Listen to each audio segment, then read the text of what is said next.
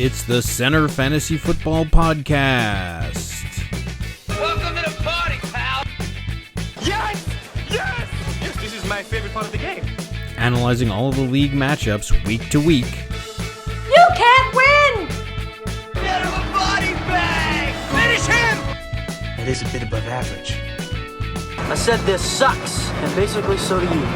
And discussing the boom, bust, and hidden gem players throughout the league. We ain't found shit! What the hell is Brett Favre doing here? I'm in town to play the Dolphins, you dumbass. Dan Marino should die of gonorrhea and rot in hell. Laces out. Touchdown! And here's your host, Allow myself to introduce myself. David Harbatkin. Hello and welcome to the Center Fantasy Football Podcast for week 8. Is that what we're in? Episode 8? I don't even know. 8? I think we're in 8. Anyway, I'm your host, David Harbatkin, joined by one depressed coach, one really happy coach. We could start with the one who had the blowout of the week, Mr. First Place and Commissioner of the League and defending champion. You're all of these things that could just go by the wayside at any moment. But right now, you're like standing. Yes, I just hope I haven't peaked too early, but I'm very pleased, to say the least. And somebody who is not peaked. Someone who's peeved. Yes. Well, so last time we did the podcast, the fan gave us, what did he say? He gave us a C? I think he gave us a C. Oh, I gave us a C. Whatever, dude. We do the same shit week in and week out. I know. Why is last week we didn't even do a show, so I'm sure we got the same grade that my fantasy team got, which is an F. An F. So let's shoot for a B this week. So is that accurate, Dave? You've never gotten an F? Well, a B is the Asian F. Have I ever gotten an F in fantasy? I can't imagine that I've ever gotten an F. I've certainly never gotten a 60-point game in my life. Well, an F typically is 59 or below. You had, 66? So, pretty close. I guess in fantasy football, that would be considered. Yeah, but it's not on a 100-point scale in fantasy football. If you have 100, you're still getting an A+. It's basically like a 150-point scale. I mean, if you're Kimmel and you get 100, you'll win the game. But everybody else, not so much. Yeah. I can't believe your game was the blowout of the week, by the way. I mean, that's ridiculous. That's crazy. I mean, it was only a 30-point margin. I know. Every game was apparently very close. But yeah, right here, biggest blowout of the week. 31 points was the biggest blowout of the week. That's crazy. Yeah. That's insane. Well, I mean, might as well start at the top with you two. And get it over with. So the hype. Get it over with. You make it sound like you don't want to. Well, okay, we could.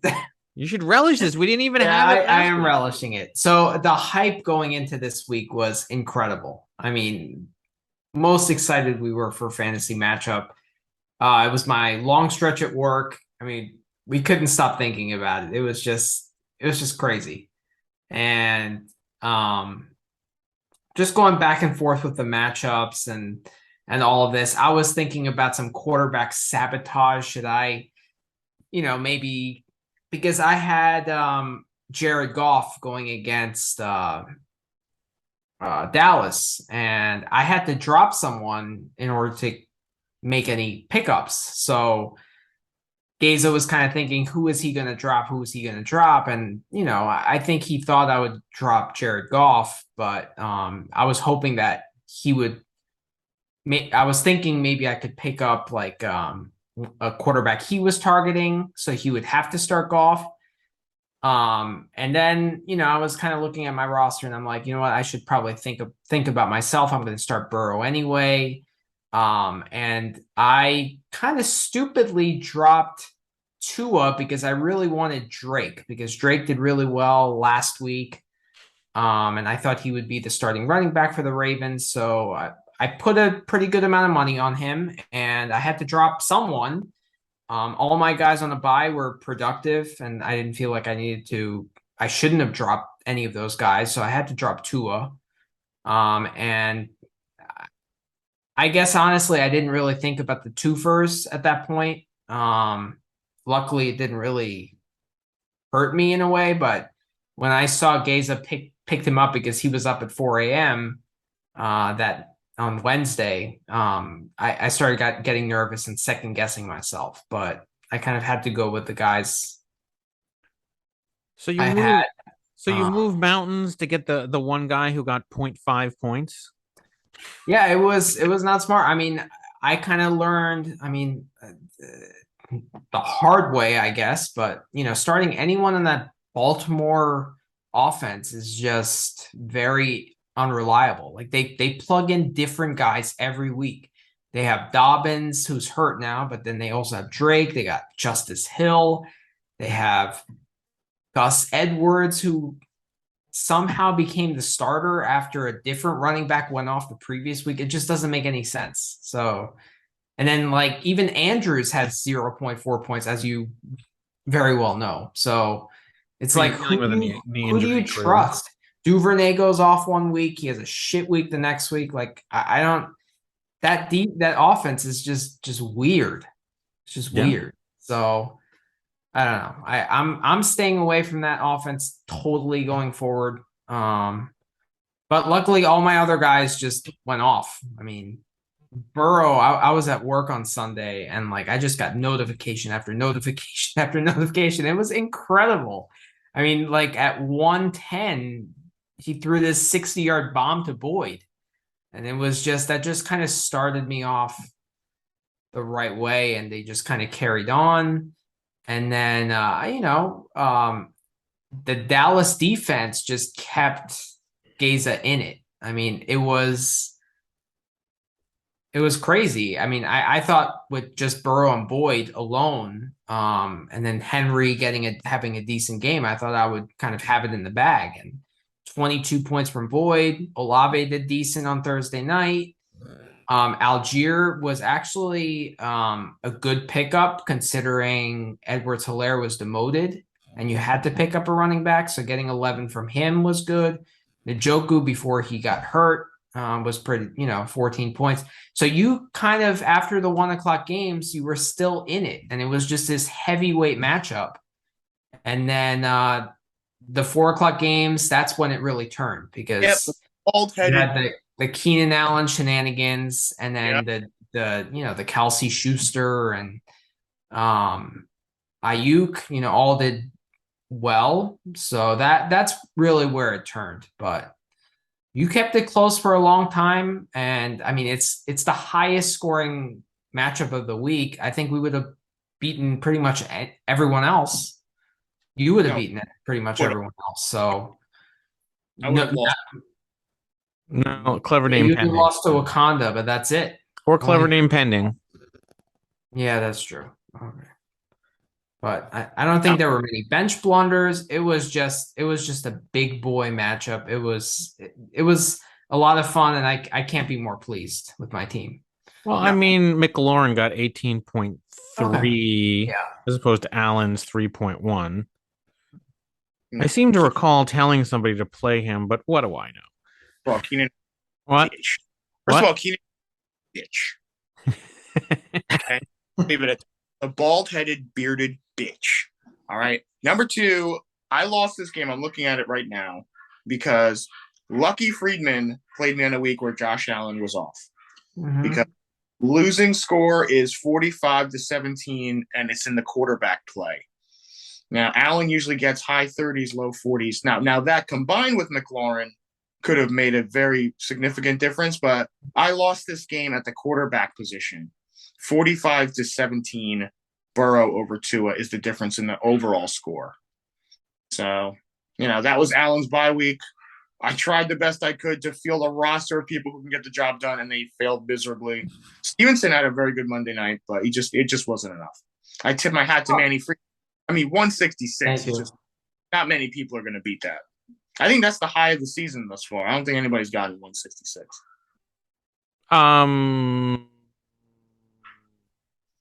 Well, these are the kinds of things that you could look up. Let's see. 13 points. A single week. Yes, you are correct, sir. That is the high score of the season. Up through week 7, that's the highest score anybody's gotten. Really, So, 166 is the .44 is the highest. It's been a low scoring year for the most part. It really has been. So. And ironically, the lowest score of the year is the next game that we're going to cover. Next game. Well, I mean, to be honest, Tua and Hill were underwhelming. I saw that Sunday night game. They're just not that. Tua's just not that good. It's just that simple. I mean, I was nervous. I thought playing Pittsburgh, I thought they were going to go off. And then, I mean, I remember towards like when Friday hit, you were kind of second guessing. You're like looking at my matchups and like you were thinking I had the edge. I always thought you had the edge. I know we didn't do a podcast last week. I kind of thought you had the edge. Ramondre against Chicago, Tua and Hill against Pittsburgh. I thought that New Orleans Arizona game would be high scoring, which it was. If Edwards-Helaire played, he could have taken Kelsey and Schuster's points. Keenan Allen, if he was healthy, he could have had a big game against Seattle. They have a poor defense. So, and of course, the Dallas defense against Detroit. So I thought like going in, you had the edge with matchups. So I don't know. I just caught lucky break after lucky break again. And I don't know. I just hope I haven't peaked too early. That's all I can say. Mm-hmm. All right. From the highs to the lows. Time to go to Spider-Man. All right. I don't even know what to say about this shit show. So, obviously, I was at the Cowboys game, and, it's very hard to get reception, so you can't really tell what's going on. But what I could see is that I knew that my opponent had Goff, and he just kept getting sacked and didn't do dick. And so I thought, great, this will be going well for me. And then I checked in, and no, it wasn't at any point. First of all, Andrew's getting 0.40. I mean, look, we were already behind. You talk about Allen being the problem. We had Kupp on a bye, McCaffrey getting traded 2 days before, so he doesn't know the playbook. I have no idea who to put at running back. Andrews comes up with a phantom knee injury. I mean, this week was going to be a shit show no matter what. And I'm not even really there to focus on what's going on. So I kind of just tried to push everything to Monday night.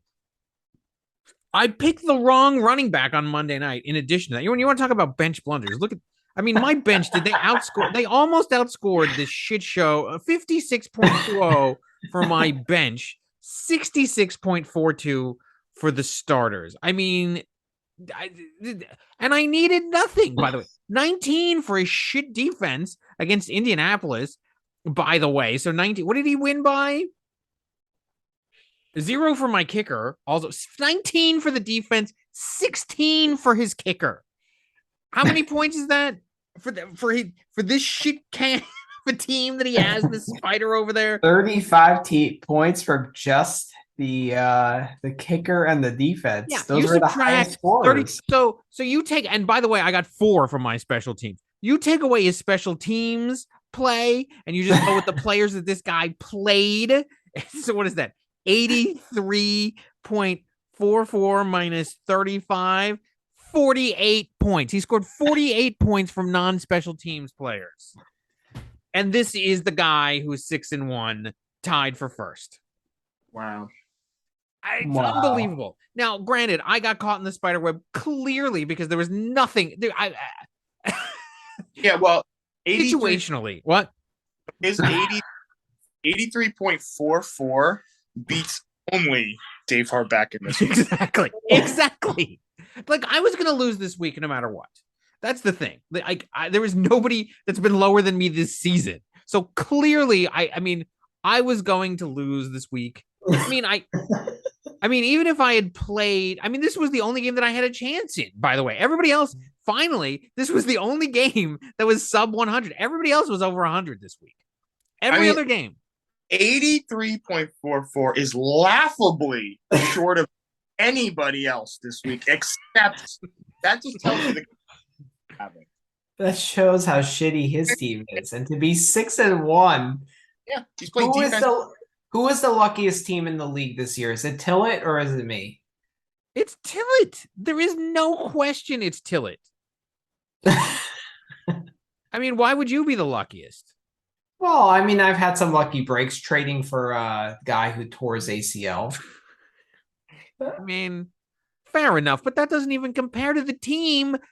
I mean, we've done this before. I think only 1 week did he finish above 100. So week 1, let's go to the let's look this up. I would show you on the thing. So week 1 he got 115.96. So 115 in week 1, 96 in week 2, week 3, 107. So 2 weeks. So week 1 and week 3 he gets 105 and 107 respectively. Week 4, 110. Oh wow. I guess. Oh look, he's much better than I thought. 110 in week 4. Week 5, 136. Am I in the right season? What's happening here? Week 6. I'm completely wrong about everything. Maybe Eugene is right to give me an F or a C. Week 6. Where is he? I don't even see him. Am I looking? What am I? Oh, he lost. 87. I think I had that wrong. Was I looking at the wrong team? 115, 96, 107. You know your 66 110, lowest score of the season. 136. No, this is right. His one loss was to Scotty Dew, where he got 87 points, and then this week he gets 80. This is 2 weeks in a row. He gets 83. I mean, Dave Harbacken, I'm just looking at your score. It's just jumping out of me like a gigantic bullseye. 66.42 points from 9. That's like 7 points a player.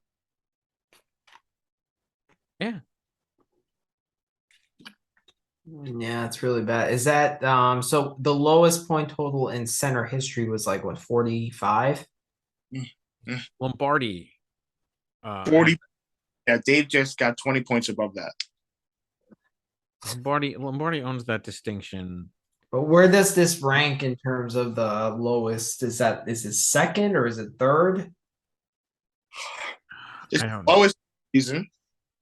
There's been other ones. I mean, this is not it's the lowest this season. I don't know what it is historically. I don't think it keeps track of that. It keeps track of the lowest one, and then other than that, it just goes away. But yes, the least points single week all time. The St. Louis Blues lost to Shauna's Superb team, and they had 40.14 points. Again, this is so. Remember, I was not making fun of, but I brought out that Tillett's kicker outscored his opponents, any of his opponents' players, except for the core, right?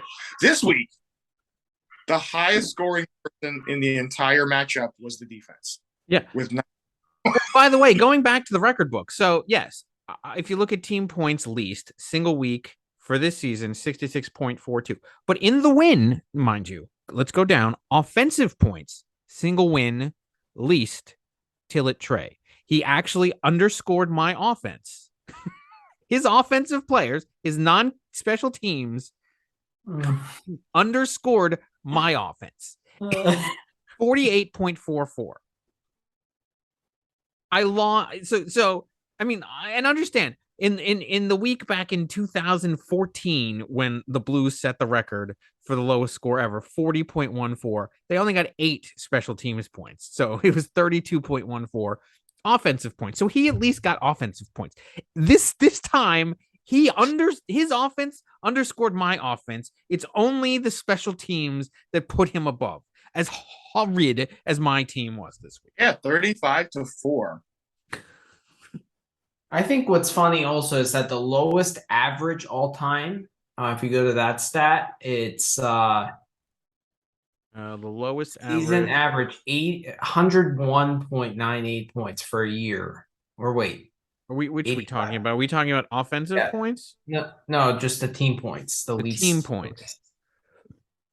So, wait, is it? No, this is for this season. He scored. Wakanda is averaging 101. The least, right? But all time, it's 85.77. Yeah, this is 85 points.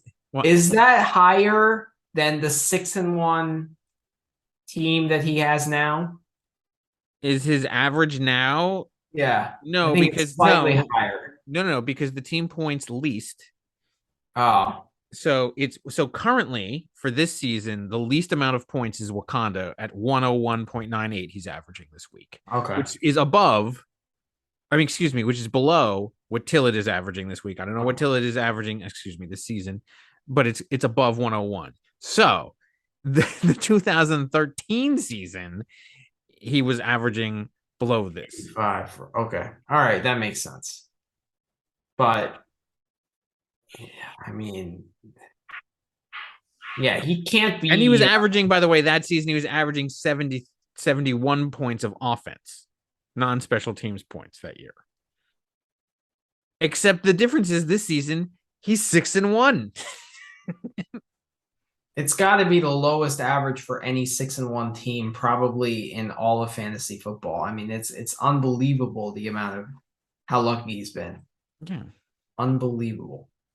And so and as far as defensive points, the most all time is Scotty Doesn't Know in week 2 of this year, had the most defensive points of this season, and all time was Wakanda versus St. Louis back in 2019. 37 defensive points. So yeah. I don't know what else to say about this game. I don't even think, to be honest with you, it's not even worthy of the analysis that we've given it, how much of a fucking shit show this last game was. It's embarrassing that he won. It's embarrassing that I lost in the manner that I did. Everything about that was a disgrace to this league. I mean, so Manny Freeman is 6-1. He's outscored Tillett 937 to 730, an even 200-point lead for Freeman. 200 more points scored through 7 weeks. Same record. Same record with the same record. Yeah, I mean it's all kinds of ridiculous. We can get into that when we get into the standings, but yes, it's absolutely ridiculous. This team is trash. I mean, I don't even know. Like, did he have any bench blunders? Jerry Jeudy had 16 points. Who, by the way, that 16 points is the highest scorer. That 16 points is more. 16.60 is the most on his bench. Is more than any player other than Garoppolo and Mixon and the defense in this game. It was a pathetic fest. So he left 39 points on it. So his maximum, so the total points that his team could have gotten if he would have played everybody on there, 83 plus 40. What is that? That's like one, it's about 40. 120. 120 is the max. If you would have given him, what is that? All of the players, all of the bench, and an IR spot, he still would have gotten less than Both of us. Less than you, less than Wakanda, less than Clever Name Pending. He barely would have edged out Nick and Jamie if you gave him all of his players. I mean, and if you want to look at how horrid my team is, you could have played us 3. You beat us by a magnitude of at least 3. I would say, right? Well, I mean, I had more points than both of you combined. Yeah, yes. And the finest had more points. You could include Tillett's bench, and I would still probably have more. We could have combined our forces and played as one full team with how many players would that have been? 1, 2, 3, 4, 5, 6, 7, 8, 9, 10, 11, 12, 13, 14, 15, 16, 17, 18 players to your 9, and we still would have gotten blown out. And if you take away the defense and the kicker, it would have been a blowout of the year because I think it would be less than what Geza had too, right? Or this is one of the most pathetic games that has ever been played in center history. I don't know about center history, but certainly fantasy football, center fantasy football league history. It was pathetic. Absolutely pathetic. I just like how we have analyzed this game in like not even going through the players. Just who gives a shit? Who played? Who's the kicker? Myers and the Tennessee defense. What did they even do? 1 touchdown, 2 interceptions, and that's it. Gets 19 points because they only allowed 7 points against a pathetic Indianapolis team. And what did this guy do? 150 plus field goal, 140 to 49 yard field goal, and 4 PATs. And that's enough to beat every player on his roster except for Joe Mixon. How is that 16 points? That's 5 plus 4, that's 9. Plus 4 PATs. That should be 13. Yeah, but they didn't include he had a 30-yard field goal too. Oh, okay. I got less than 11 from my combined running backs. Wan'Dale Robinson got more than my combined running backs. Hell, you could throw in Andrews, and I still think actually throw in my running back combo along with Andrews, and it's less than Wan'Dale Robinson got in this game. The funny part about Wan'Dale Robinson didn't do that well. He got 11. The story of Dave's kicker mimics his team. He hit a 40-yard field goal and then missed an extra point and then a 50-yard field goal to bring him down to 0. And he's no longer my kicker. I've extricated myself from the Denver Broncos organization. What's his nickname? Brandon McAnus. Yeah, McAnus. My team ordered the McAnus this week on the fucking McDonald's menu. I was not loving it. It's definitely not been good to you. And including the players on opposite teams, because I beat you with Javonte Williams. So the Denver organization has just fucked you the entire year. Exactly. I can't in tell every you single way. Not only the players on your team, but on players on the other team. Exactly. The only bright spot we had was against the other Hackettstown team, where Russell finally appeared for one freaking game. One game. And now I believe he's on the Raccoons or whatever he's named his team this week. Let's go there. Speaking of pathetic teams. Pathetic teams that doubled us this week. So Wakanda. I mean, had we done this would have been the lock of the week for would it have been? Actually, I don't even know. I'm disappointed. I'm more disappointed than our fan that we didn't do a show last week, because I've been interested to see what our predictions would have been, because you have two pathetic teams. I mean, I know your rule is to always pick the opponent of Wakanda as the lock of the week, but this week we would have been wrong, and I don't know if we would have. I don't know. Do you pick? I don't even know. It's hard to go look at it in retrospect. But yeah. Wow. Okay. So Scotty doesn't know actually finally gets 127 points.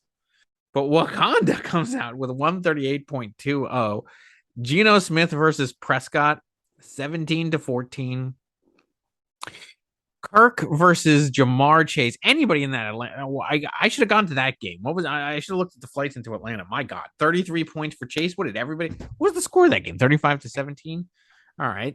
Kirk gets 17, 5.6 for Robert Woods, 11.5 for Lazard, 20.9 for Mostert. Aaron Jones with 28.6, 23.3 for Eno Benjamin. Is he actually going to be their running back? I don't know. What's going on with Connor? Does anybody know? I don't know. Nobody's paying attention. Not to the Arizona. The Spider doesn't need to pay attention either. Jonathan Taylor comes back with 15.5 points. Fryermuth comes back to steal points away from Claypool with 15.5 points, 21.8 for Kittle. So he's reappeared, 11.5 for Lockett and 10.7 for Ingram. 12 points for the Miami defense. 0 for the Tampa Bay, 5 for Butker and 2 for Folk. Yeah, that's the difference in the game. The defenses. Jeez, yeah. Well, I mean, the defense, 12 points. Yeah. That's exactly the difference. If Tampa Bay matched it, he would have won. Or if Miami had not gotten 12 points. Yeah, he won on defense. I mean, Jamar Chase also, but like clearly. Yeah. But yeah, no. And it's a good play. I mean, who would have thought that Tampa Bay would give up? Or, I mean, maybe they give up 21, but they lose like that, you know?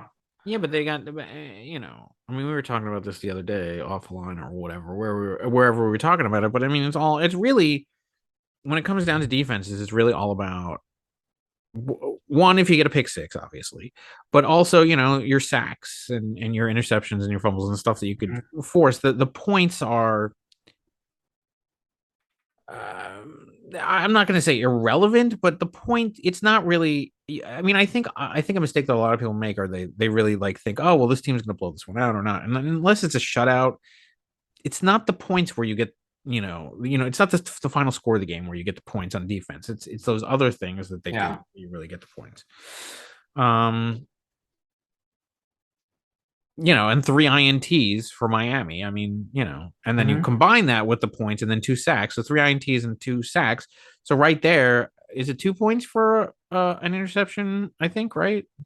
Yeah. That's 6 points in interceptions and then 2 sacks. So that's 8 points right there. So it doesn't matter. Even if your point totals go down to nothing, you're still going to be guaranteed at least 8 points, you know, and then you add the points to that and you get 12. So that's really, you know, as opposed to Tampa Bay, who got 1 sack. Yeah, they did nothing. You know, so that gets him back to 0. He would have had negative points for the defense. Or is that their actual score 0? They literally did nothing.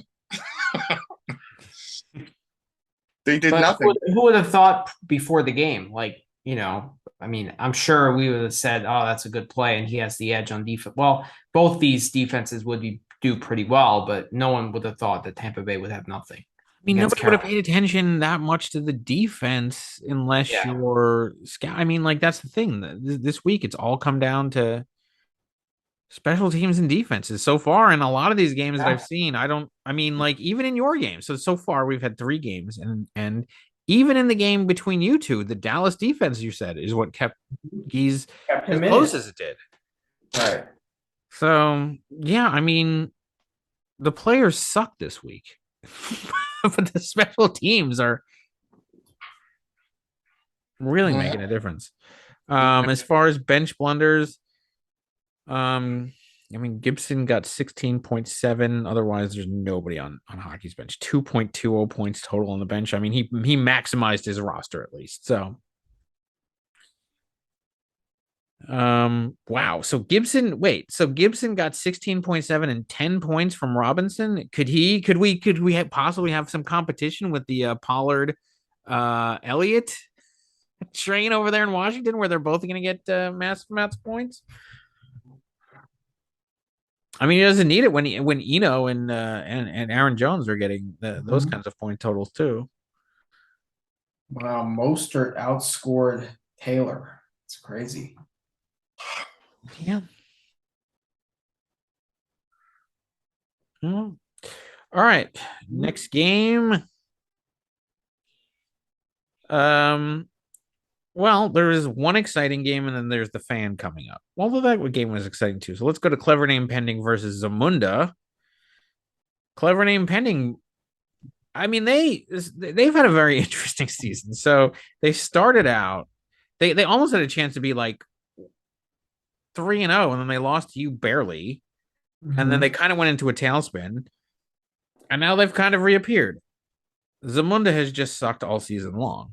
So in this one, Clever Name Pending wins 136.32 to 116.30. 32 points for Mahomes, Trevor Lawrence with only 18.7.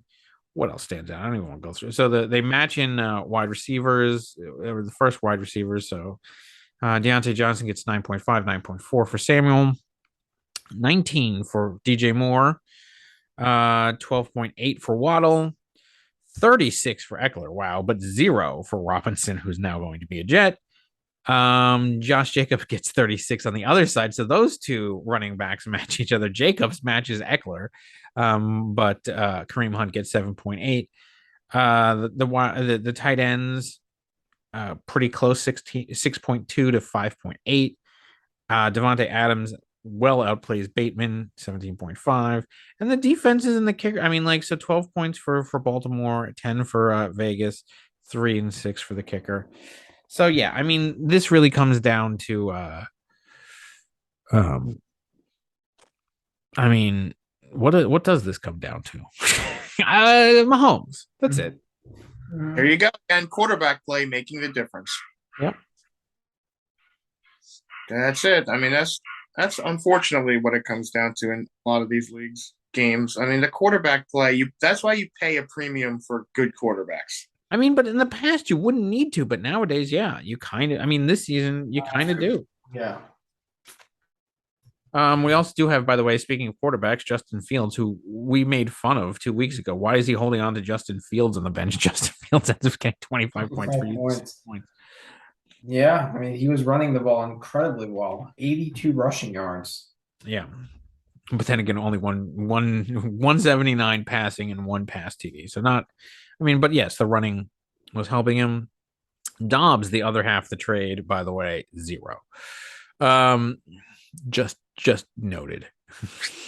Now that the shelves over at Zmart are stocked with zeros. All right. Yeah, this game clearly very exciting. Yes. Rocky Kong holds on 105.60 to 104.56. Lightning Rod's even mentioned. I mean, was somebody, was it Geese? Did you mention like that? Wow, he held on, or was it man? I don't even know.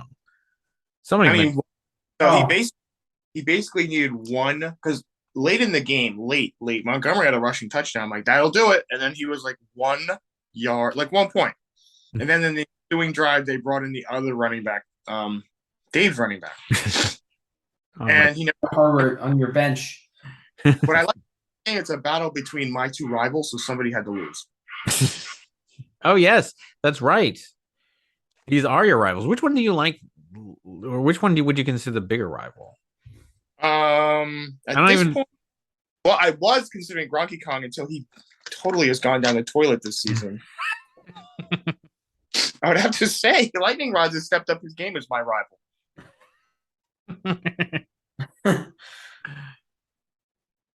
I think I think I have to go through the thing. I think I beat both of my rivals this season already. Have you played the Lightning Rods yet? Rods and Donkey Kong. I beat both of my rivals. It's a very satisfying season so far. Now I just need to get this Friedman guy.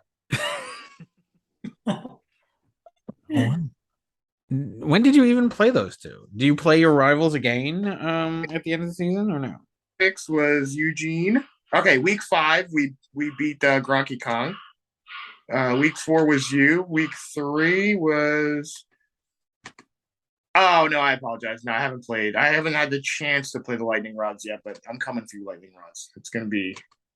I was going after Friedman too. We got our asses kicked, so never mind. It's always a close game with the Lightning Rods. It's always entertaining. I know.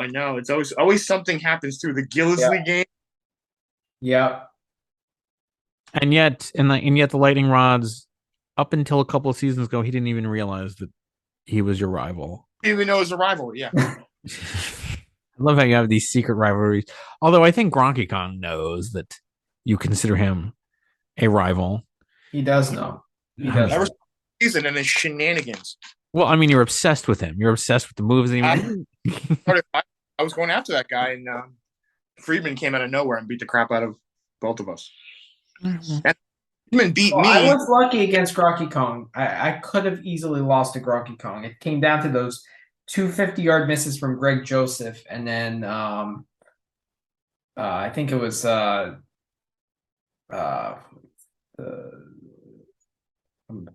Javonte Williams again with his 9 points. Well, this is but yes, this is a huge win for GronkyCon because if he loses this, he's 1-6 down in the basement with Samunda, and this actually, and this is a huge loss, by the way, for the Lightning Rods, who could have been 5-2 at this point, like nipping on the heels of such teams, such vaunted competitors like the Spider. This is a big loss that drags him down. So. Well, Lamar was bad, right? But I think the difference in this game was having DeAndre Hopkins back. Yeah, I mean, it looked like, Geese, you were saying the other day, it looked like he was almost like nobody else was on the field. Almost, it just looked like he was going. Of what targets and catches Hopkins got versus the rest of the team was embarrassing. Mm-hmm. Had let's see, so he finished up with 10 catches on 14 targets, and they just went down the list. Like everybody had 1 catch, 2 catch. Somebody had bold enough to get 3 catches, but ball hog Hopkins is back, and that's it. I mean, that's Kyler Murray's main guy right there. It's over. Yeah, any other Arizona player, Nick and Jamie are screwed. Oh yeah, because half their team is that. Yeah, they don't have the right one. Yeah. And on paper, I mean, his team is pretty deep now with Chubb, Kamara, Harris, Hopkins, Lamar, Godwin. Like on paper, it's a good team. It's just they're on teams which are not performing.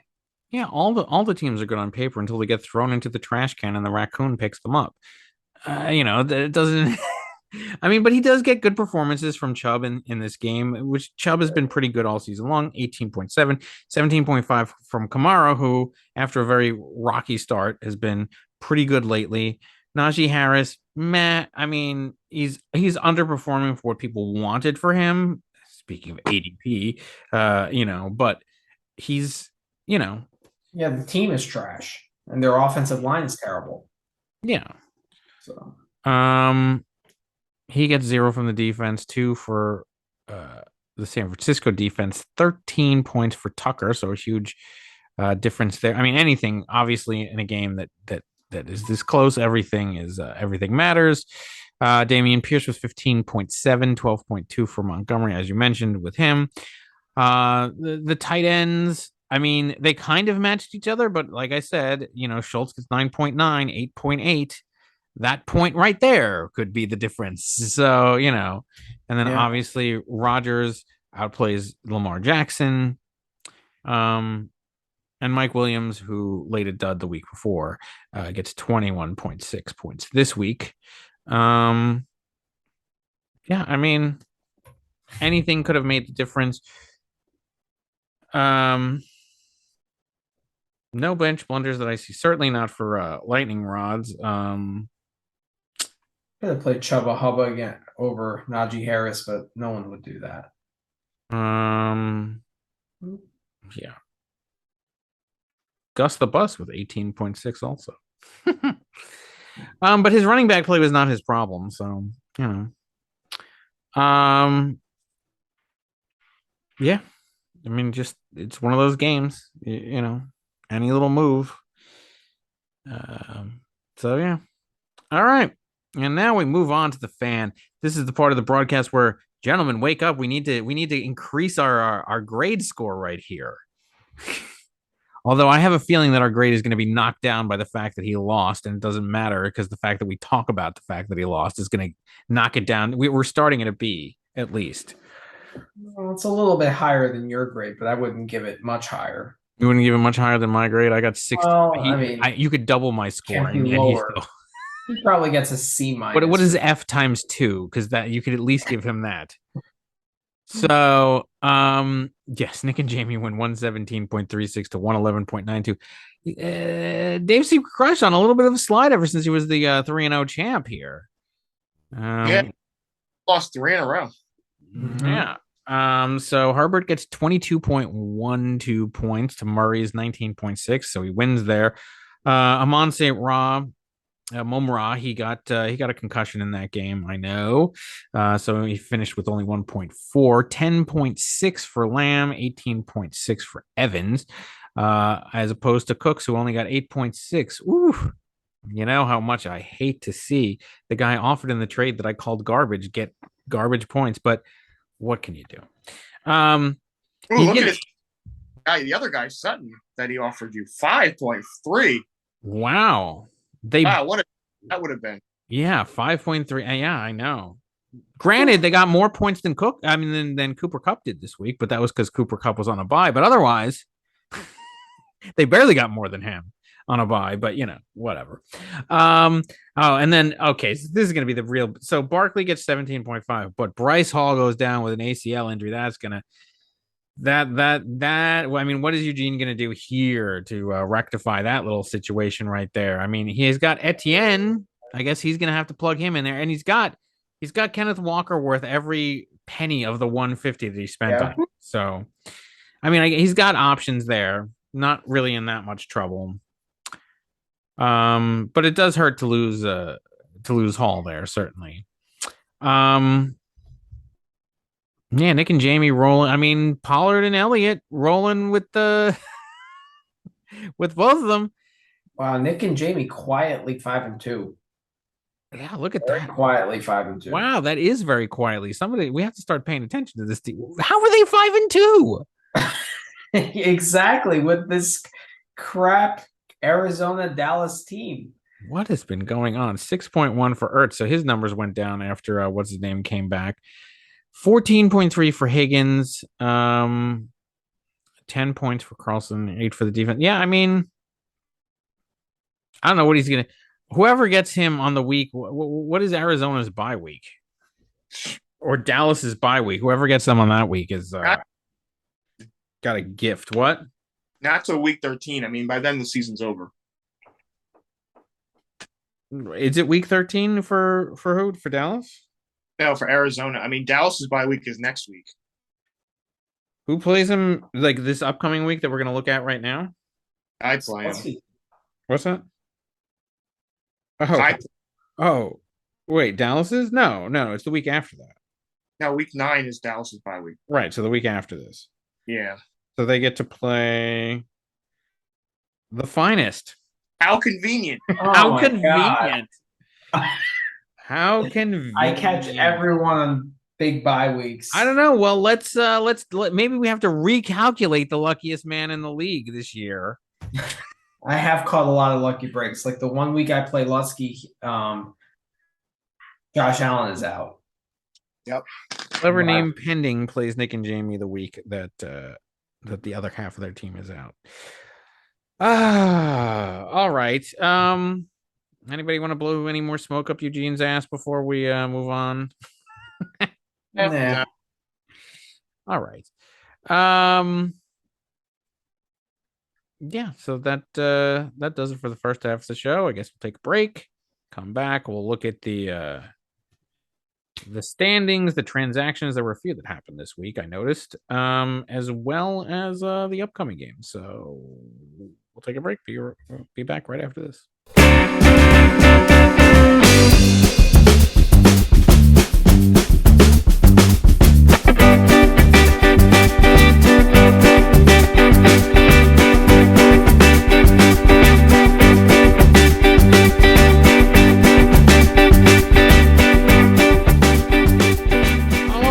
Welcome back as we get ready to look at the transactions is where we start generally. So yeah, let us take a look at that. If I can find that screen, there it is. Okay, great. Let's go down, look at the transactions that we have. So as far as what was offered this week, so Marquise Goodwin went for $41 to the Hackettstown Hagglers, outbidding the Wakanda Panthers, who had 25, 10 for the Lightning Rods, and 8. Wow, the Hagglers won. They spent some big money this week. Well, I was a little bit after the Manny game, and hopefully, I don't even know about these, but they're probably going to go in the garbage can after this week anyway. So what is it about Marquise Goodwin that because like I Well, said, go ahead. had him for a Metcalf injury because Geno Smith has been surprisingly decent this season, and I looked at you on the Whalers team. Lockett has an ankle injury. So if I could get a little bit of mojo, both of those guys could be out. Then Goodwin could have a very high volume day. He got 22 last week. I mean, that was Only 5 targets. Yeah, but he played. When did DK go down though? Was it second quarter? No idea. So it wasn't. He wasn't. Those 5 targets. He wasn't even expected really, I guess, to be even in the game. Okay. Also, what did Tyler Bass do? Why is there an $8 bid for the kicker outbidding a $3 bid for from Scotty doesn't know? The man got 6 points last week. Why are they bidding more dollars than points? Yeah, I was kind of surprised by that. I mean, I got Will Lutz last week. I paid like $2 or $3 for him, and I'm just keeping him. Like I usually keep one kicker for half the year and another kicker for half the year, and that's what it is. It's like after the bye, I'm not going to spend money on a kicker. So I was kind of surprised by that. Me and Dave were talking about Paris Campbell. I actually outbid Dr. Conkey by $1. That's crazy. Yeah. Yeah, I mean the interesting thing is I actually had I was gonna bid on Paris Campbell. I've had him before. And then found out about the Matt Ryan benching, and I don't know what's going on there. I mean, it could end up being a very good move. I just didn't really. I mean, first of all, I probably would have been outbid anyway in this because I wasn't. I certainly didn't spend that much money, but I considered it. But I just didn't. Once Matt Ryan was out, I mean, I could pay for the decision, but I just didn't. I just didn't. I wasn't feeling it. Yeah, but we about the backup. He's like a rookie, which could go either way. I don't know. It doesn't matter. I mean, I wouldn't have paid that much anyway. So as far as did you where is because so those were the contested bids. You also paid $38 for Dulcich, uncontested. I was gonna go for Dulcich, but what was your rationale behind that? Mine or his on the Gaze's. I didn't know if anybody was paying attention to him. He's all right, and the Broncos' running game is abysmal. Their whole offense is abysmal. Their whole team is abysmal. Yeah, but sometimes that I mean, so Dulcich is the last couple of weeks has done pretty well. I mean, because I looked into him too. He's got 12 and 11 for the tight end is not bad, and the fact that ones with a touchdown, with the other ones with no touchdown, that's pretty decent. Sure, I mean, look towards him, but now they have Wilson back next week. The London game, so I don't know if that's a good play because they had Rippey and he had 9 targets, but now they have Wilson back and he only had 3 targets when Wilson was back. When Wilson was playing. When Wilson was playing, he threw him a touchdown against the Chargers 2 weeks ago. Yeah, but 3 targets. I mean, you look at the tight end market; that's pretty good.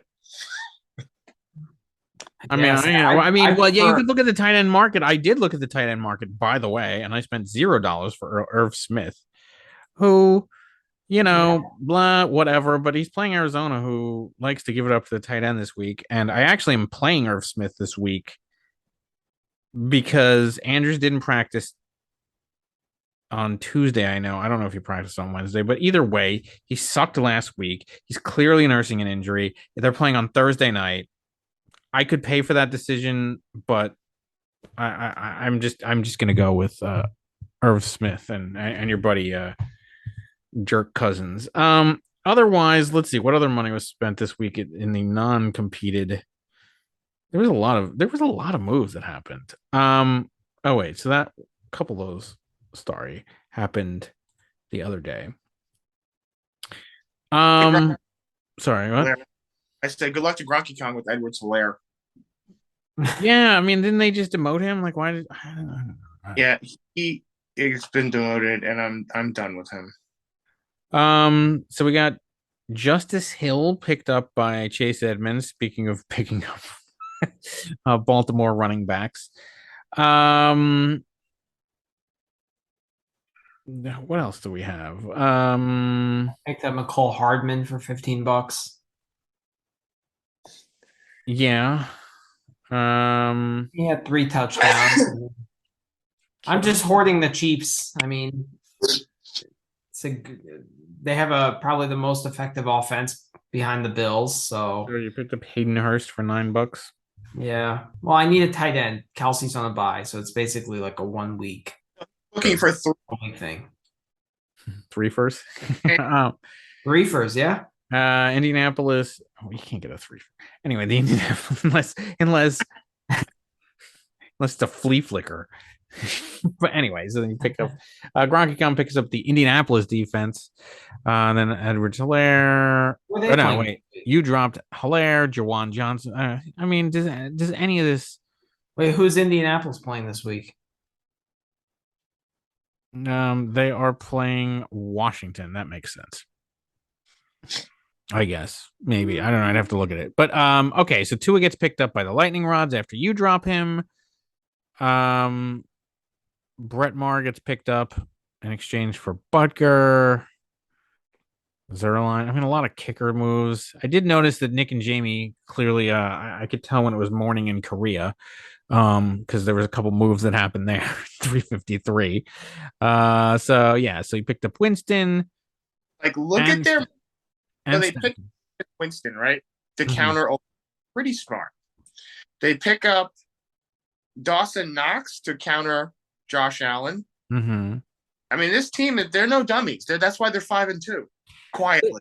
Yeah, they've never been dummies. It's just you look at their team and it's like, what? But I mean, I think the fact that they have players in the same.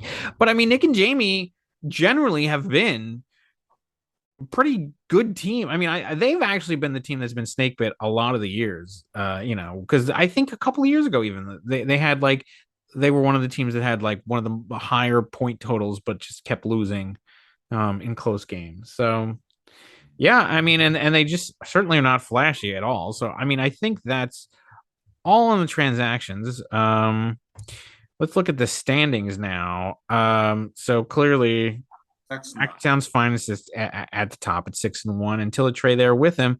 But yeah, you look at the it's 200 points. A lot of points. That is a lot of points. And if you and you've had about 162 points more scored against you than he has.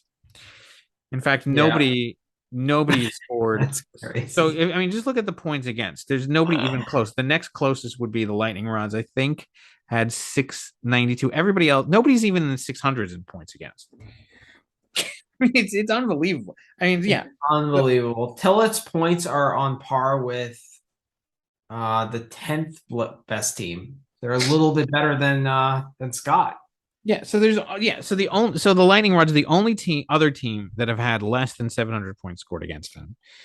The next closest after that is Eugene, who's only had 766 points against him. So just 3 away from him. It's about 150 points. I mean, let alone the difference between the bottom and the top. So 934. So the most points against anybody has been Zamunda at 934 to Tillett's 609. That is about 330 points less scored against him. Wow. It's wild. Yeah. I mean, everyone has given up at least 700 points, yet Tillett has given up just over 600. Yeah. I mean, look, the Hagglers have given up almost 900 points scored against. Mm-hmm. Kill it. Wakanda has given up 900. 909. 934 for Zamunda. 934 point. I mean, that's what Tillett's record should be. Should be 2-5. I mean, just think, like, imagine any of these, like, if Wakanda or Zamunda had Tillett's schedule, they probably would be in first or second place. So you're outscoring Tillett by 100 almost 100 points, and that's after a 66-point performance. Yeah.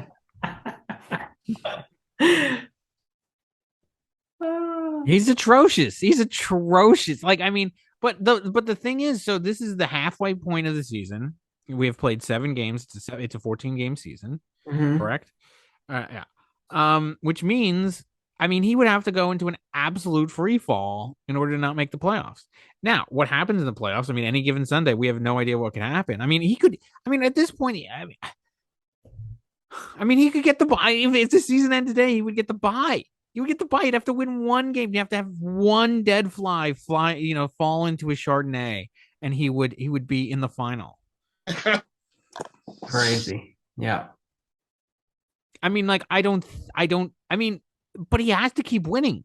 Here's the thing, because his point total is so low that he has to keep winning. Because if he gets knocked down tiers, he's not going to go very far. And like, I mean, but he's building such a gap. So 6-1 compared to the 7th place team, which would be my team, which is 3-4. I mean, you're talking about 3 games. It's a 3-game lead with 7 to go. Mm-hmm. And that's what had Tillett lost. I would have been 6-1. The next best would have been 5-2. So, but with my point total, I basically would have had a 2-game lead almost. Sure. But at this point, so I mean, he's got 7 games to go, and he's got a 3-game lead over the teams that are just on the bubble of the playoffs. So I mean, you got to figure that he's going to make the playoffs at this point. Yeah, he will. I mean, I'd want to face him. I would too, because I would like to at least make the playoffs. But I mean, Yeah. Yeah, I mean, and as far as it breaks down, so you have the 2 teams at the top with 6-1, and you have the only 5-2 team, which is Nick and Jamie, somehow sneaking in there, in third. And then you have 3 4-3 teams, of which the Hagglers have the most points out of that group. And then you have 2 3-4 teams, 1603 and Clever Name Pending.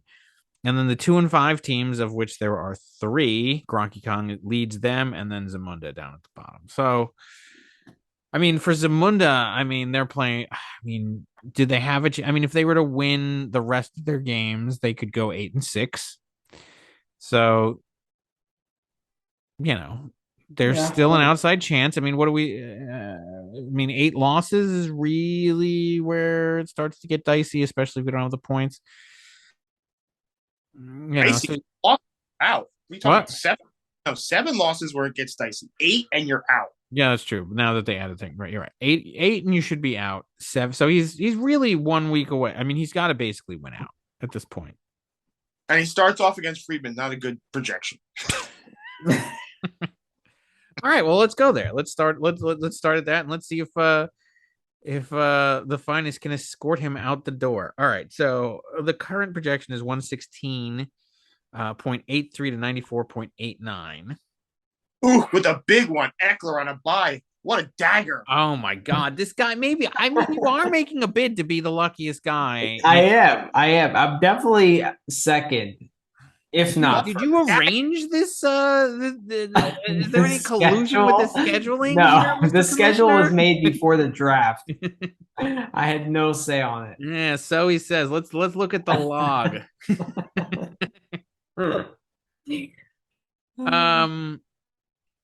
Which I know, but I shouldn't even float that, because I know how much center members love conspiracy. They love conspiracies more than QAnon.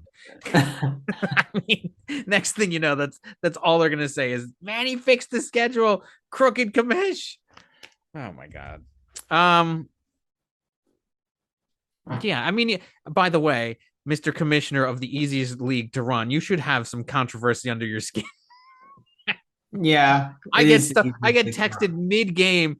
Nick put the wrong settings on. What do I how dare you? And you win anyway. Oh my God. Yeah. How are you playing Thielen over Boyd, who just blew it up. It's I'm thinking about it. It's just tough to play 3 Bengals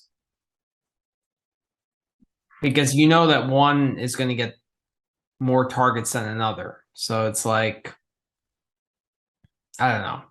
Anyway, I mean, didn't so Boyd blew it up. Burrow and Hurst. You also got Hurst. Yeah. I mean, I don't think Hurst is really going to blow it up, but whatever. Well, do you really? And then they're all playing on Monday night on top of it. So Which it's is nice. I have to wait till Monday night. Oh, you have the exact opposite. You have the exact opposite feeling of me and Geese. We love Monday nights. We save all of our players for Monday nights. I hate Monday night too. So would you rather? So you would rather have? There's a problem is when there's a Q next to the guy's name.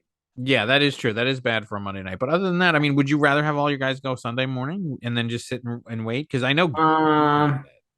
Or Thursday? You want a bunch of Thursday players? I like having a few 1:00 games, a few 8:00 games, and then a guy or two for the Sunday night game. But I would rather not sweat it out on Monday night. Like build a lead on Sunday night and then try to hold on Monday. That's what I would do. Here's the problem with Nicky Baby right off the bat. Eckler's out and he only has Naeem Hines and a horrid Colts team. So what do you? I mean, is he?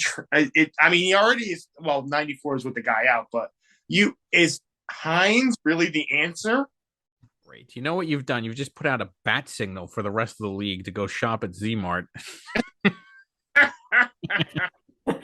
They're all gonna watch this podcast tomorrow. Rocky Fung already has the signal. Right, you're gonna see people flock to the stores like it's Black Friday. Ridiculous. Nick, I got a running back for you here. The amount of running back offers that are going to be presented to Zamunda after this podcast airs is just going to be obscene. Yeah, you can have Clyde Edwards-Helaire for Devontae Adams. Nick, what? I mean, your season is on the line. Didn't you listen to the podcast? Your season's on the line. You can't lose another game. Come on. You want to lose to the commission? No, you need a running back. You need a running back. I will give you a running back, but you got to give me Devontae Adams, Pickens, Devontae Smith, and and Waddle. And Waddle. and we can make a deal. I could swing it. I mean, he might waddle out of the playoffs. I know. I mean, your season's on the line, man. Come on. Yeah. Come on. It's a small price to pay. What do you think about Josh Allen? Actually, you know what? You need a running back. Give me Eckler.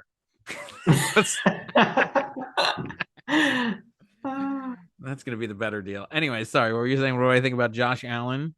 Nah, never mind. Well, what kind of ridiculous trade are we going to propose? First of all, mentioning anything to Zamunda that includes Josh Allen, why would you offer anything good? Trash. Oh, I forgot. What kind of an idiot? What kind of an idiot offers like a good player to Z-Mart? Customary to offer garbage. I'm sorry, I forgot. I know. Come on. It's funny how he always goes for it too.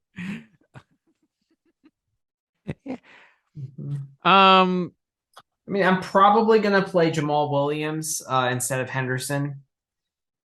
I don't know. That Q tag makes me nervous. I don't know about the Sunday afternoon game. So let's see. Jamal Williams. All right. What about that? Manny, Jamal Williams has been pretty good. Manny, what do you think about Josh Allen for Eckler and Devontae Adams? I wouldn't do that if I were you. Who's going to be your quarterback? You literally lost this. You just went through a whole tirade at the first half of this broadcast about how important it is to have a QB, and now you want to get rid of your QB. I'm just shopping around Allen.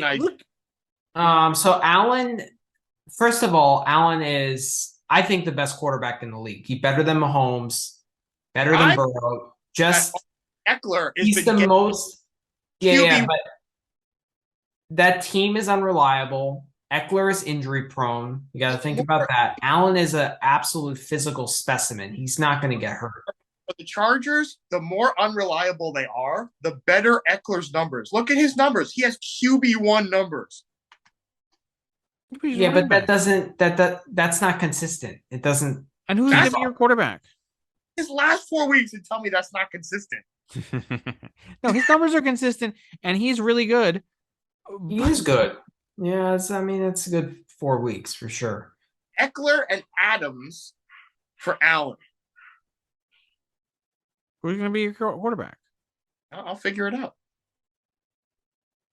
I mean, look, that's what I do. I mean, like, I'm playing with Garoppolo, so it's not like I have a. So, okay, so how about Burrow for I love how the trading. Eckler and Adams? That's what the only thing I didn't want to I love how everybody how about we're talking about Zmart. How about Garoppolo for Eckler and Adams? Like, I mean, what's going on? We all you want to go? No, Lutsky, I would not trade. I would not trade Josh Allen. Remember a couple years ago, all three of us send him our bids right now and see which one he selects. Maybe he'll select it during this podcast. Remember when I traded Mahomes and it just all went downhill for me? Do you remember when the two of you made a deal with Mahomes and Nick in the championship game that he won was still complaining about that trade? Yep. That's true. Very true. The trading with Zmart is out of control. Don't give yourselves the Scarlet Z. Don't bother. Yeah. But I assume that half the league at least is going to be giving him offers this week. Eckler, what? Okay, let's do a parlay. What are the chances that Eckler remains on Zamunda after this week? Because that's got to be the target. I mean, if you're looking at that team, that's the target, I think. Well, I know that Bronky Kong is thinking about offering Zamunda Gus Edwards and yeah. Gus Edwards and Najee Harris for Devontae Smith. Why is he shooting so low? This is Zmart. This is Zmart. Why? What is he going to the clearance rack for? Well, he doesn't want to not offer. He wants to be respectful and offer a fair trade. Why? Why? All right, I'll ask him tomorrow. Look, here's the thing. You're going to be stained with the Scarlet Z, whether or not you get a good player or not from Zmart. You might as well. Well, you might as well screw him. Yeah. No, he could offer whatever. I do not trade with Zmart. I just do not want the stigma associated with it. Anyway, so as far as this game, obviously I'm picking do we even have to go through this? He's got nobody. His one good player, Eckler, is out. Yeah, it's true. Obviously, the finest are going to win this game. Obviously. And in terms of my matchups, I like him. Henry against Houston, Philadelphia defense against Pittsburgh, Miles Sanders against Pittsburgh, Thielen against Arizona, Davis against Green Bay, who's not that good this year, Burrow against Cleveland. So the matchups are in my favor as well. So he's got Robinson who goes over to the Jets, but they're playing New England. And right. How well is he going to do right off the bat? There's just no. Yeah, you saw how it was with McCaffrey. You didn't know the playbook. Yeah, and you got Lawrence in London. I never trust that game. And Denver's defense is the only thing that's even remotely good on that team. I mean, this is going to be a shit show for Zamunda. He's losing. I think I already have a contender for my early lock of the week. We'll see if anything exceeds that. But who can he play in Eckler's place? Go to the bench. Hines. That's it? Only Hines. Yeah, that's rough. Hines, who got 9.3 last week in relief. But I had to have a good opponent for a week that Kansas City has to bye, and I can't play Kelsey. Aim to see Eckler and Adams go down with a sinking ship at 1-6. Yeah, and this is the week, by the way. Yes, you escape with the week that Kelsey's out. So yeah, good for you. All right, moving on. Where do we go next? We can go with game. Oh, you want to go to that? Well, let's just go with this shit show of a game. Hopefully, the 1603ers can right the ship after last week's horrid performance. We get Cup back, so that'll be good. A lot of people playing in that same game. So I got Garoppolo, Cup, McCaffrey. It's all coming down to that San Francisco versus Rams game. Other than that, we got Jacoby Myers going against the Jets. We're gonna go with Deontay Foreman against Atlanta. I mean, they did well last week. We'll see. You're gonna go with Latavius Murray. Yeah, why not? He got 10 points. Granted with a touchdown. Am I gonna go with Latavius Murray? Yeah, I think so. With a TD. That's awesome. 10 points with a TD. That's with a touchdown. We might not. I don't know. Look, look. I'm gonna be home this weekend. I'm gonna be able to watch these games. So what I will tell you what we're gonna do, because we're not gonna play Andrews, because did he even let's see what's the update on him? I was busy. I might play the jumbo package if I were you.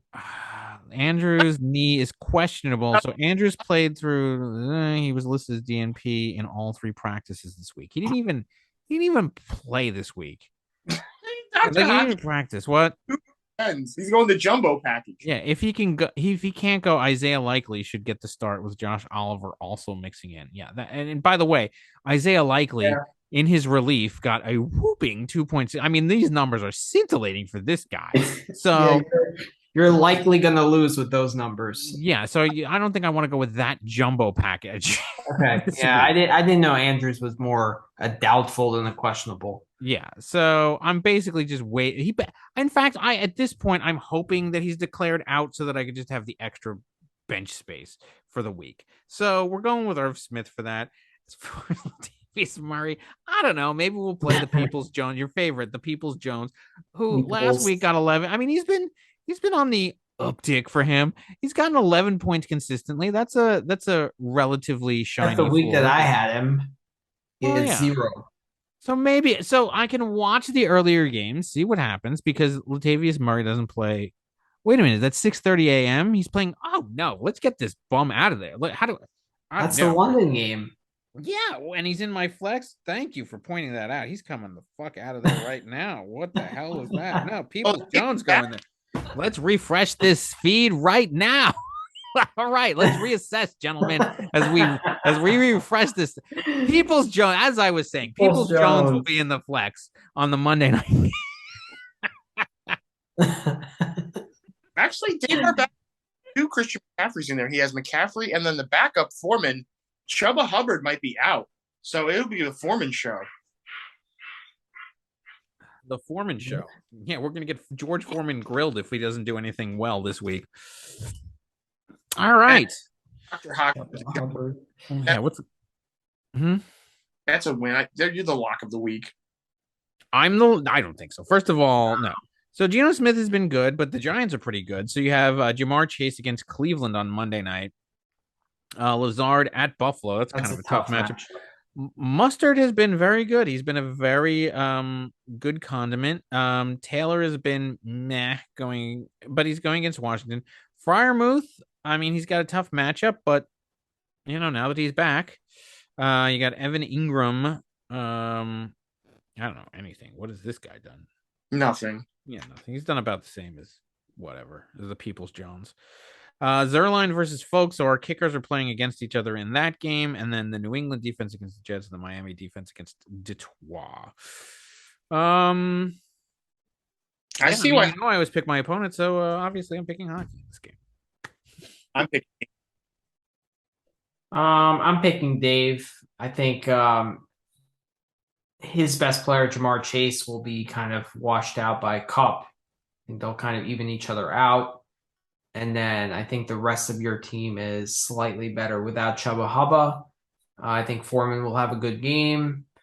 I think Belichick just eats the Jets for defense for breakfast, and without Brees Hall, I think the Patriots will win that game. I think their defense will have a good day. I think McCaffrey, as he gets more acclimated with that offense, I think he'll be good. So I'm going to give a slight edge to Dave here. This is a really important game because if the Wakanda Panthers can move to 3-5, they tie the 1603ers, and then they become one of the teams that are right on the bubble, and they drag us down with them.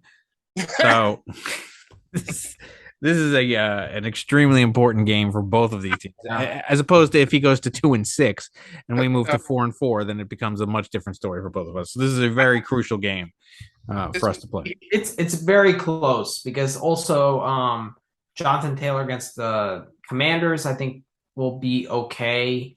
And yeah, but it's a question mark as to. I agree, but it's also a question mark to see how the new quarterback gets used. Good point. That's true. So I don't know this, but Dave has like a 20-year. I've made the playoffs in every sport I've been in on the line right now. So holding on to that like gold.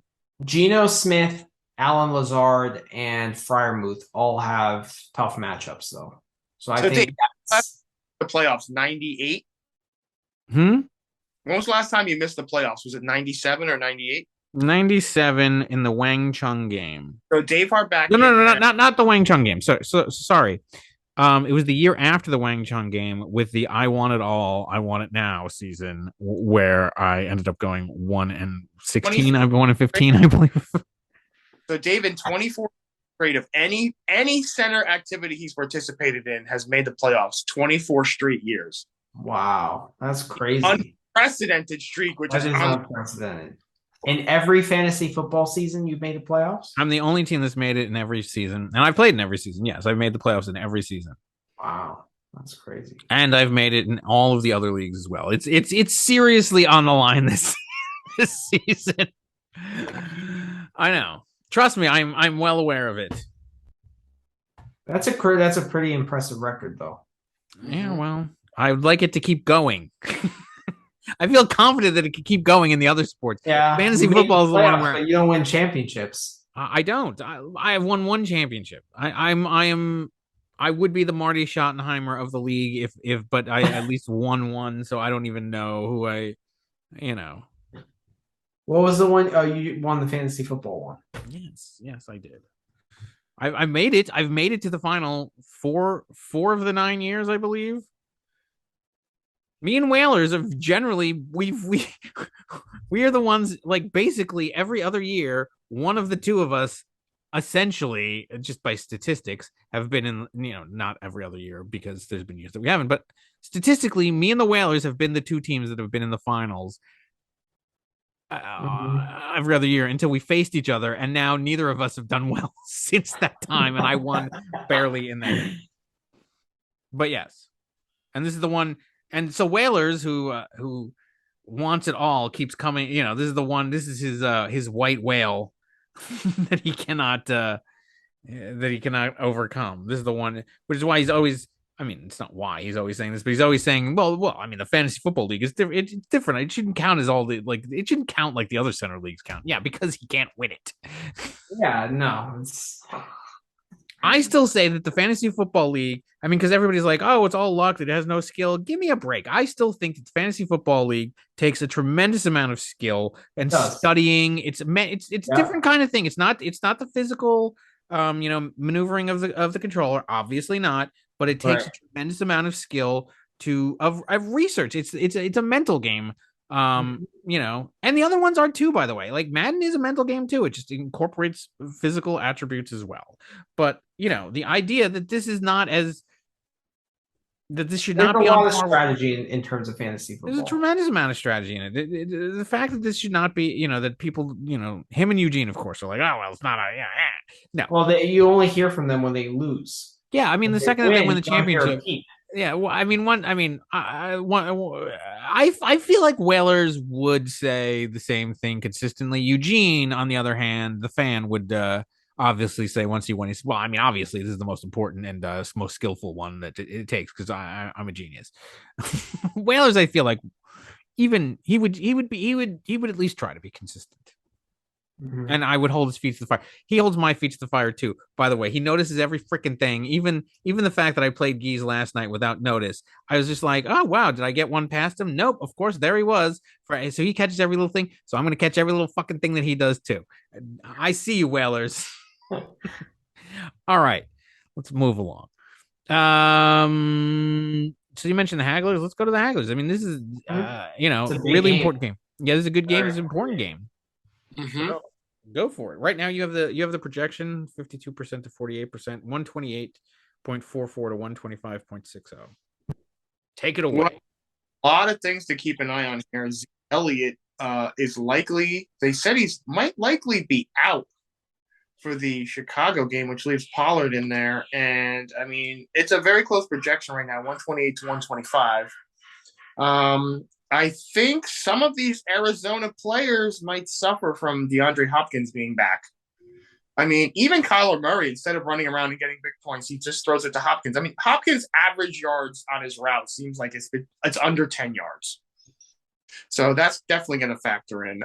Olave, Winston, I checked on Winston. Looks like he's being benched for Andy Dalton, so I'm not sure about that. Which is interesting because you just picked up Winston, who's already with a zero right there. Right, he's already. Yeah, so Saints coach Dennis Allen said the decision to bench Jameis Winston is about performance. So he is benched. I mean, when you're talking, what a bold statement for a guy who threw 2 pick sixes. I mean, how low are your standards? Why don't you just put in the Spiderweb's a tight end in there at QB? That's ridiculous. So the issue is, if Zeke doesn't play, then their options are Rex Burkhead, ew, and he'll see barf immediately advance Hagglers in the running back department, even with Singletary in there, who hasn't been that great. I mean, you take out Zeke Elliott from this lineup, and I mean, Pollard's the better back anyway, I think, but you want to really start Rex Burkhead? I think Dave started a few times. I started him once, and actually he did well the once. I think I might have started him twice. I didn't start him a third time. I mean, that is clearly Pierce's team over there. That guy's really blowing it up. I mean, Hilliard or Burkhead, I wouldn't be too excited about that. And, you picked up your Knox, by the way. They did pick up Knox, which I'm interesting to see what happens if they actually listen to our advice and start shying away from the Arizona players. I don't know if they're going to play Knox. I don't know why they're picking. I think it's for the bye week coming up because they're not going to. The bye week's week 13. The Knox move is a head scratcher. I don't know why even bother. Maybe to counteract Allen. But if you look at Knox's numbers, they haven't exactly been scintillating. That might actually help me. I mean, he got 12.7. Rarely goes to Knox. Yeah, he doesn't. I mean, Knox, I don't know why you pay a guy $60 million and then don't throw him the ball. I mean, it's just a head scratcher. Yeah, I pick myself as always. Mike Evans is on a horrid Tampa Bay team right now. I wouldn't want any of the Tampa Bay players, although he's the guy to have when he's not dropping the ball when he's 10 yards open. And again, of course, all their eggs in one basket. It looks like the Chicago matchup is okay, but for Dallas, but I think the best player to have on Dallas against Chicago is the defense. And I don't really think any of the offensive players are going to do anything. Key Higgins on Monday night. I mean, what did Higgins do last? It was the Tyler Boyd show. And this guy still got 14. So that's interesting. Jacksonville against Denver. Burrow spreads the wealth. All the receivers were in double digits. Yeah. So this is 5-2 versus 4-3. This is a heavyweight matchup again. This is back to huge game. Heavyweight matchup. That Dallas against Chicago. They could have over 20 again. Micah Parsons is just a complete animal. Mm-hmm. So I might go with Dave's advice. There's a lot of things that I have to check out before the game starts. But McLaurin, I mean, Heineke loves himself some McLaurin. I mean, he does. Back to when he was the starter, the last time he was starting. So I should have listened to Dave Harbaugh. And I would have like that. It would have made a difference. But yeah, this is. I mean, that's when that's what. By the way, in the midst of your little controversy or whatever with it yourselves, you're like, apparently through the grapevine, you kept saying why Manny was upset that I was quote unquote rooting for Gase because I said that you should play McLaurin. I was just saying what you should do. That has nothing to do with anything. And I was right. Oh, Manny went off. He went into a hissy fit. Over what? Why is Dave rooting for you? What about me? I'm like, oh my. I was rooting for neither of you. That's why I was banished to the. I was rooting for myself, and you saw where that got me. You don't want me to root for you. Look at what happens. You know what? The fact that Andy Dalton is starting, I'm gonna put in Johnson the tight. Johnson the tight end from New Orleans because he loves himself some Johnson. But other than that, So Yeah, I heard that besides- Belichick created a quarterback controversy in New England with Mac Jones, and I don't remember what the other guy's name is. Is there a running back controversy as well, or Ramondre is getting? no. I mean, they carries. try and trump one up, but it's clearly Harris is not going anywhere right now. Yeah, I mean, look, I mean, yeah, That's it's another Ramondra's team back. which is very weird to play. Yeah, they're always. I mean, I usually actually avoid Patriots for the most part. I mean, I only pick. I think Harris will. I think they rushed him back anyway. I think it was too early to bring him back. I would. No, I think you definitely, at least for the time being, I would go with Stevenson. I think that he's a much better play at this point. Mm-hmm. But I'm certainly holding on to Harris because I think we'll see how his role develops. Or you know, after the injury, how it comes back as the season goes on. But I think it was early to come back.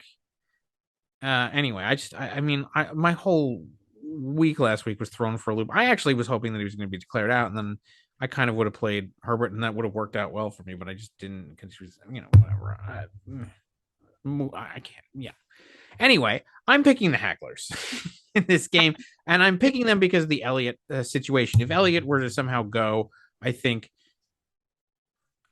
you know, for whatever reason, they've shown that they can support two running backs from that same team.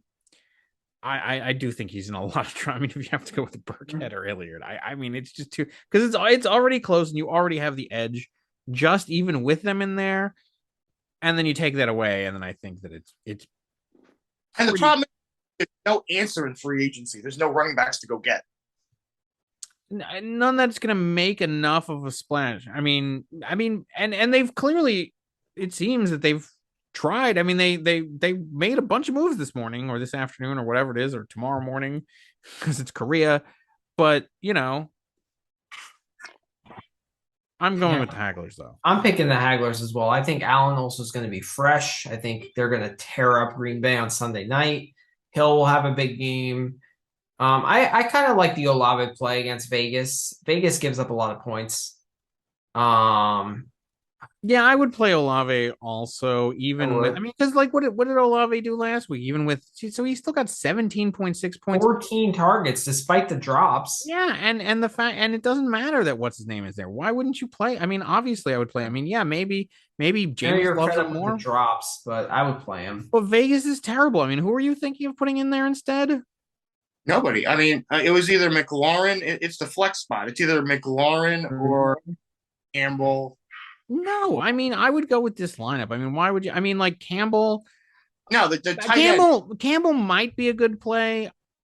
Goodwin flying across the country to play, or oh no, it's at home. But against the Giants, I wouldn't play Goodwin. Campbell. See, so Campbell, I would consider playing, but my hesitation, because that's a good team to play him against, the Washington defense. But my hesitation is I just don't know how good their quarterback is going to be. So, I mean, that's too much of an X factor. Whereas if you look at the numbers that Olave has gotten, even with the Red Rocket, I mean, you know, last week he still got 17, and they're playing a horrid Raiders secondary. I would clearly go with Olave. Now, the question is, if Tyler Lockett doesn't go, okay, then they're out Lockett and Metcalf. Potentially. So that's when Goodwin might be substituted for McLaurin. That's my only. For McLaurin, I mean, that may be yeah, I mean, maybe, but but I mean, they're playing the Giants. I still would go with I would go with this lineup. I think. Mm-hmm. No, that's what it is for now. We'll have to see. But I'm still picking the Hagglers, absent any stupid moves that the Hagglers might make over the next few days. All right, moving on.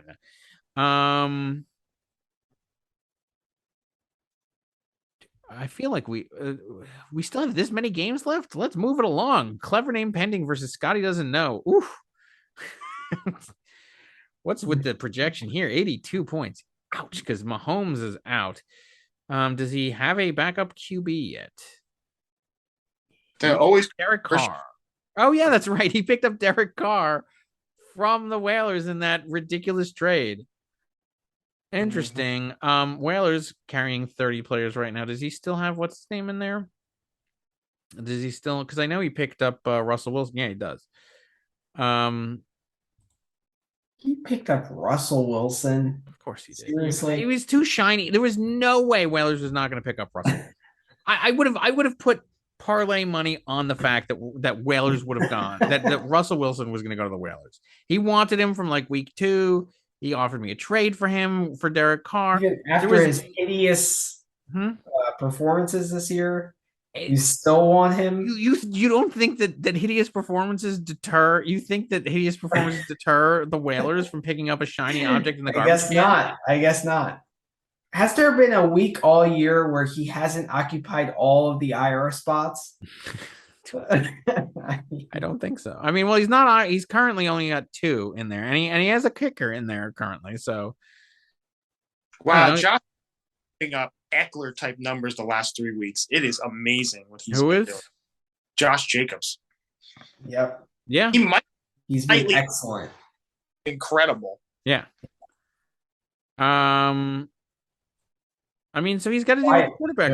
I mean, well, I guess they'll put in Carr, who against New Orleans. That should be a high scoring game. I mean, that might be. So, like, what's his projection right there? So, like, 20. So add 20 to this. That puts them at 102. So Dak against Chicago. I mean, Dak only got 14 last week, but I mean, it was his first game back, and you know. Justin Jefferson versus Arizona. That should be, I would think, a good game for Justin Jefferson. Christian Kirk versus Denver. I don't think that's that good. I mean, so he's been, he had that inconsistent little, or not inconsistent, but he's had that little dip down there, and then he's started to come back up. But I mean, this is the London game. They're playing Denver. I don't know. I don't know how I feel about that. Aaron Jones going against Buffalo. It's going to be tougher, but he did have a really good game last week. Swift versus Miami. So this is his first game back? Yep. Well, he's been practicing. We don't even know. Yeah. But he's probably going to come back. Okay. Kittle against the Rams. I mean, we'll see. We'll see how this San Francisco offense starts to look. I mean, he's looked better. Certainly. Lockett, you said, is questionable. Well, I mean, you didn't say it. They're saying it, but you're saying hamstring was limited in Wednesday practice. It's not a new injury. Who played through his hammy issue with DK Metcalf likely out for week 8. Lockett will have a heightened target, whatever. So he plays, okay, not, whatever. On the other side, so obviously Carr at the, kind of discussed that. Deontay Johnson against Philadelphia. That's a tough matchup. DJ Moore actually against Atlanta. I like that matchup very much for him. He did well last week, and Atlanta sucks, as we've seen with the Cincinnati team. Hunt versus Cincinnati. I don't feel that great about it. But yes, Jacobs has been great. The island of Moreau, whatever. Bateman. Who knows with that team? Plus, he's making the cardinal sin of locking up his flex on a Thursday night. Come on, you cannot do that. I'm gonna go with the Whalers in this game. I just think that what has helped Clever Name Pending has certainly been the Mahomes play combined with the Josh Jacobs play. He loses half of that this week, and I just think that's going to be. I do think DJ Moore will do well. I mean, there's some question marks all over the place, but I am going to slightly go.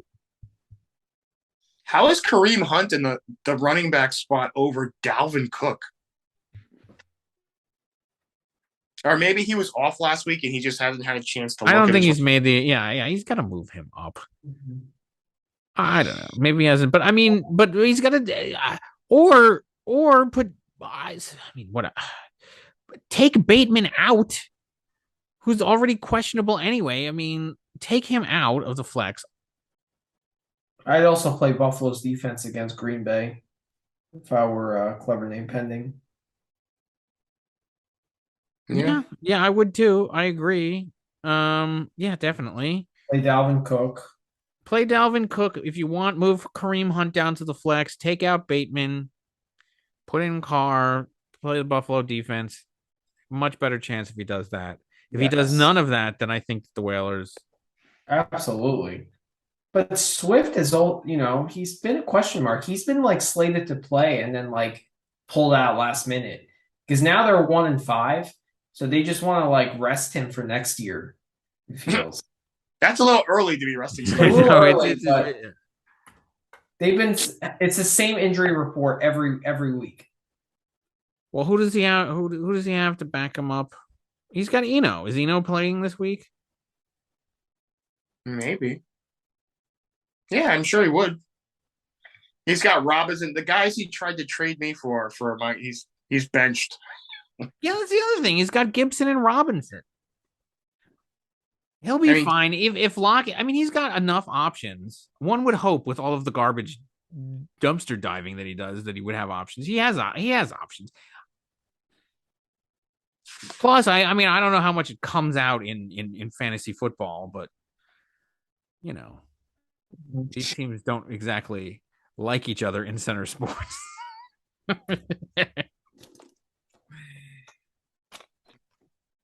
I think it's pretty mutual.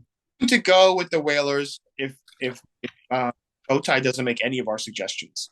If Bowtie makes all of our suggestions, though, I go with him. Do you? I guess. I don't. I'm going with the Whalers. Yeah, I'm going. Okay. No, I'm going with the Whalers. Either way. All right. So what do we have left? We have Gronky Kong. We have the fan. We have and that's it, right? Did we cover the Zamunda fund? Yeah, we did already, right? Yeah. Okay. Right, so let's go with the Gronky Kong versus the Spider's Web. So Gronky Kong is favored 62-38 with a 127.11 to 112.80 projection, which means that Tillett has him right where he wants him. Yeah, I know. You're right.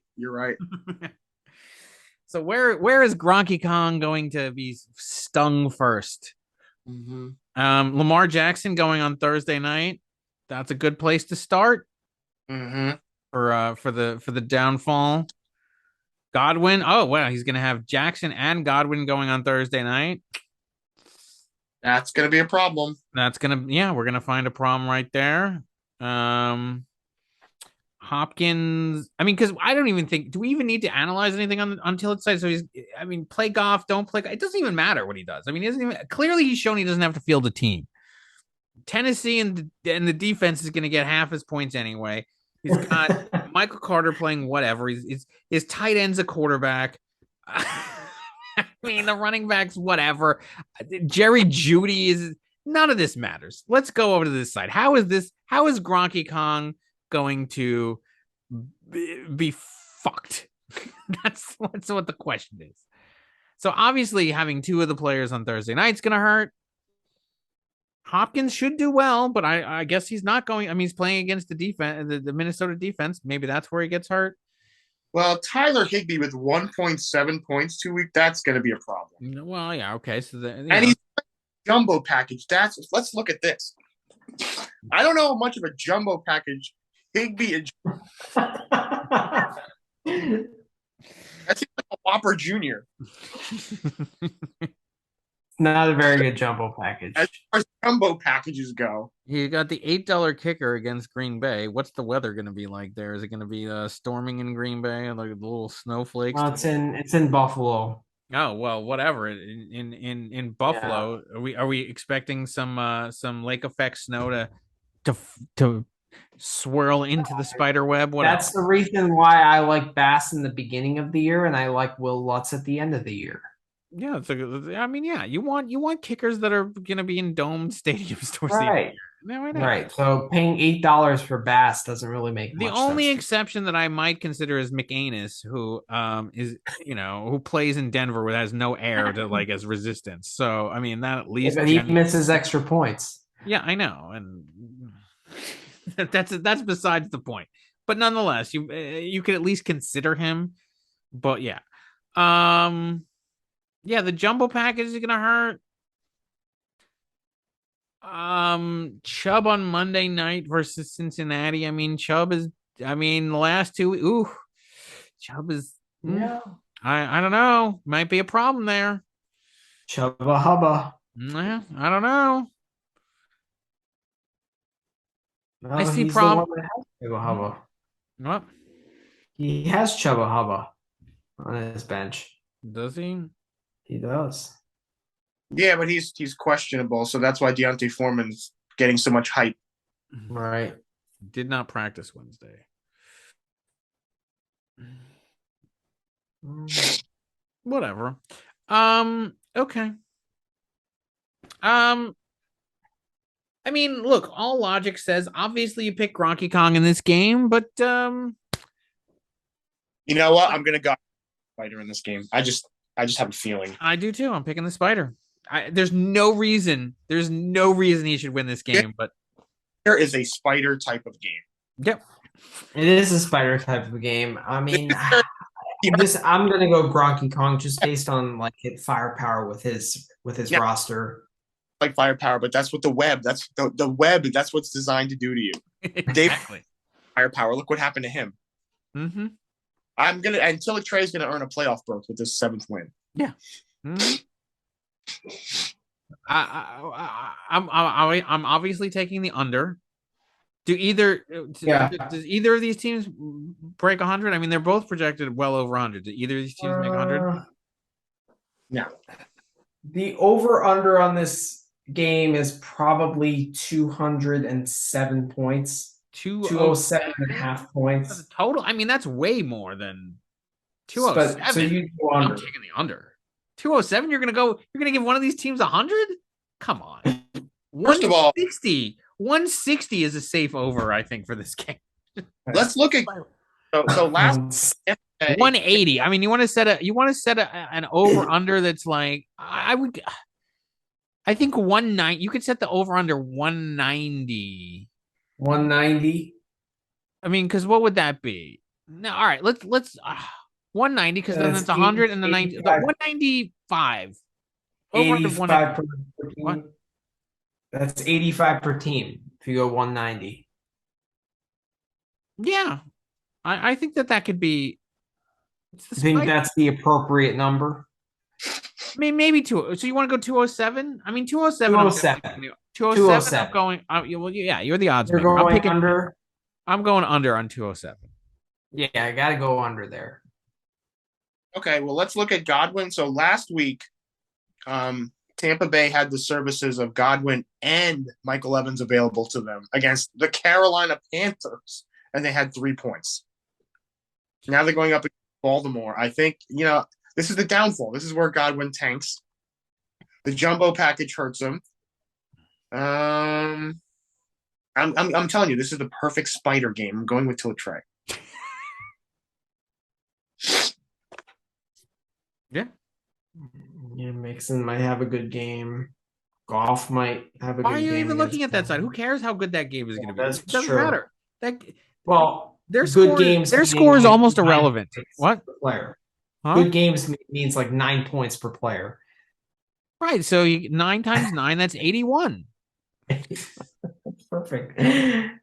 Although giving him 9 is a little bit over because you got to get about 30 for the defense. He got 48. He got 48 offensive points out of 7 players. He got 40. That's about 7 points a player is what he's getting.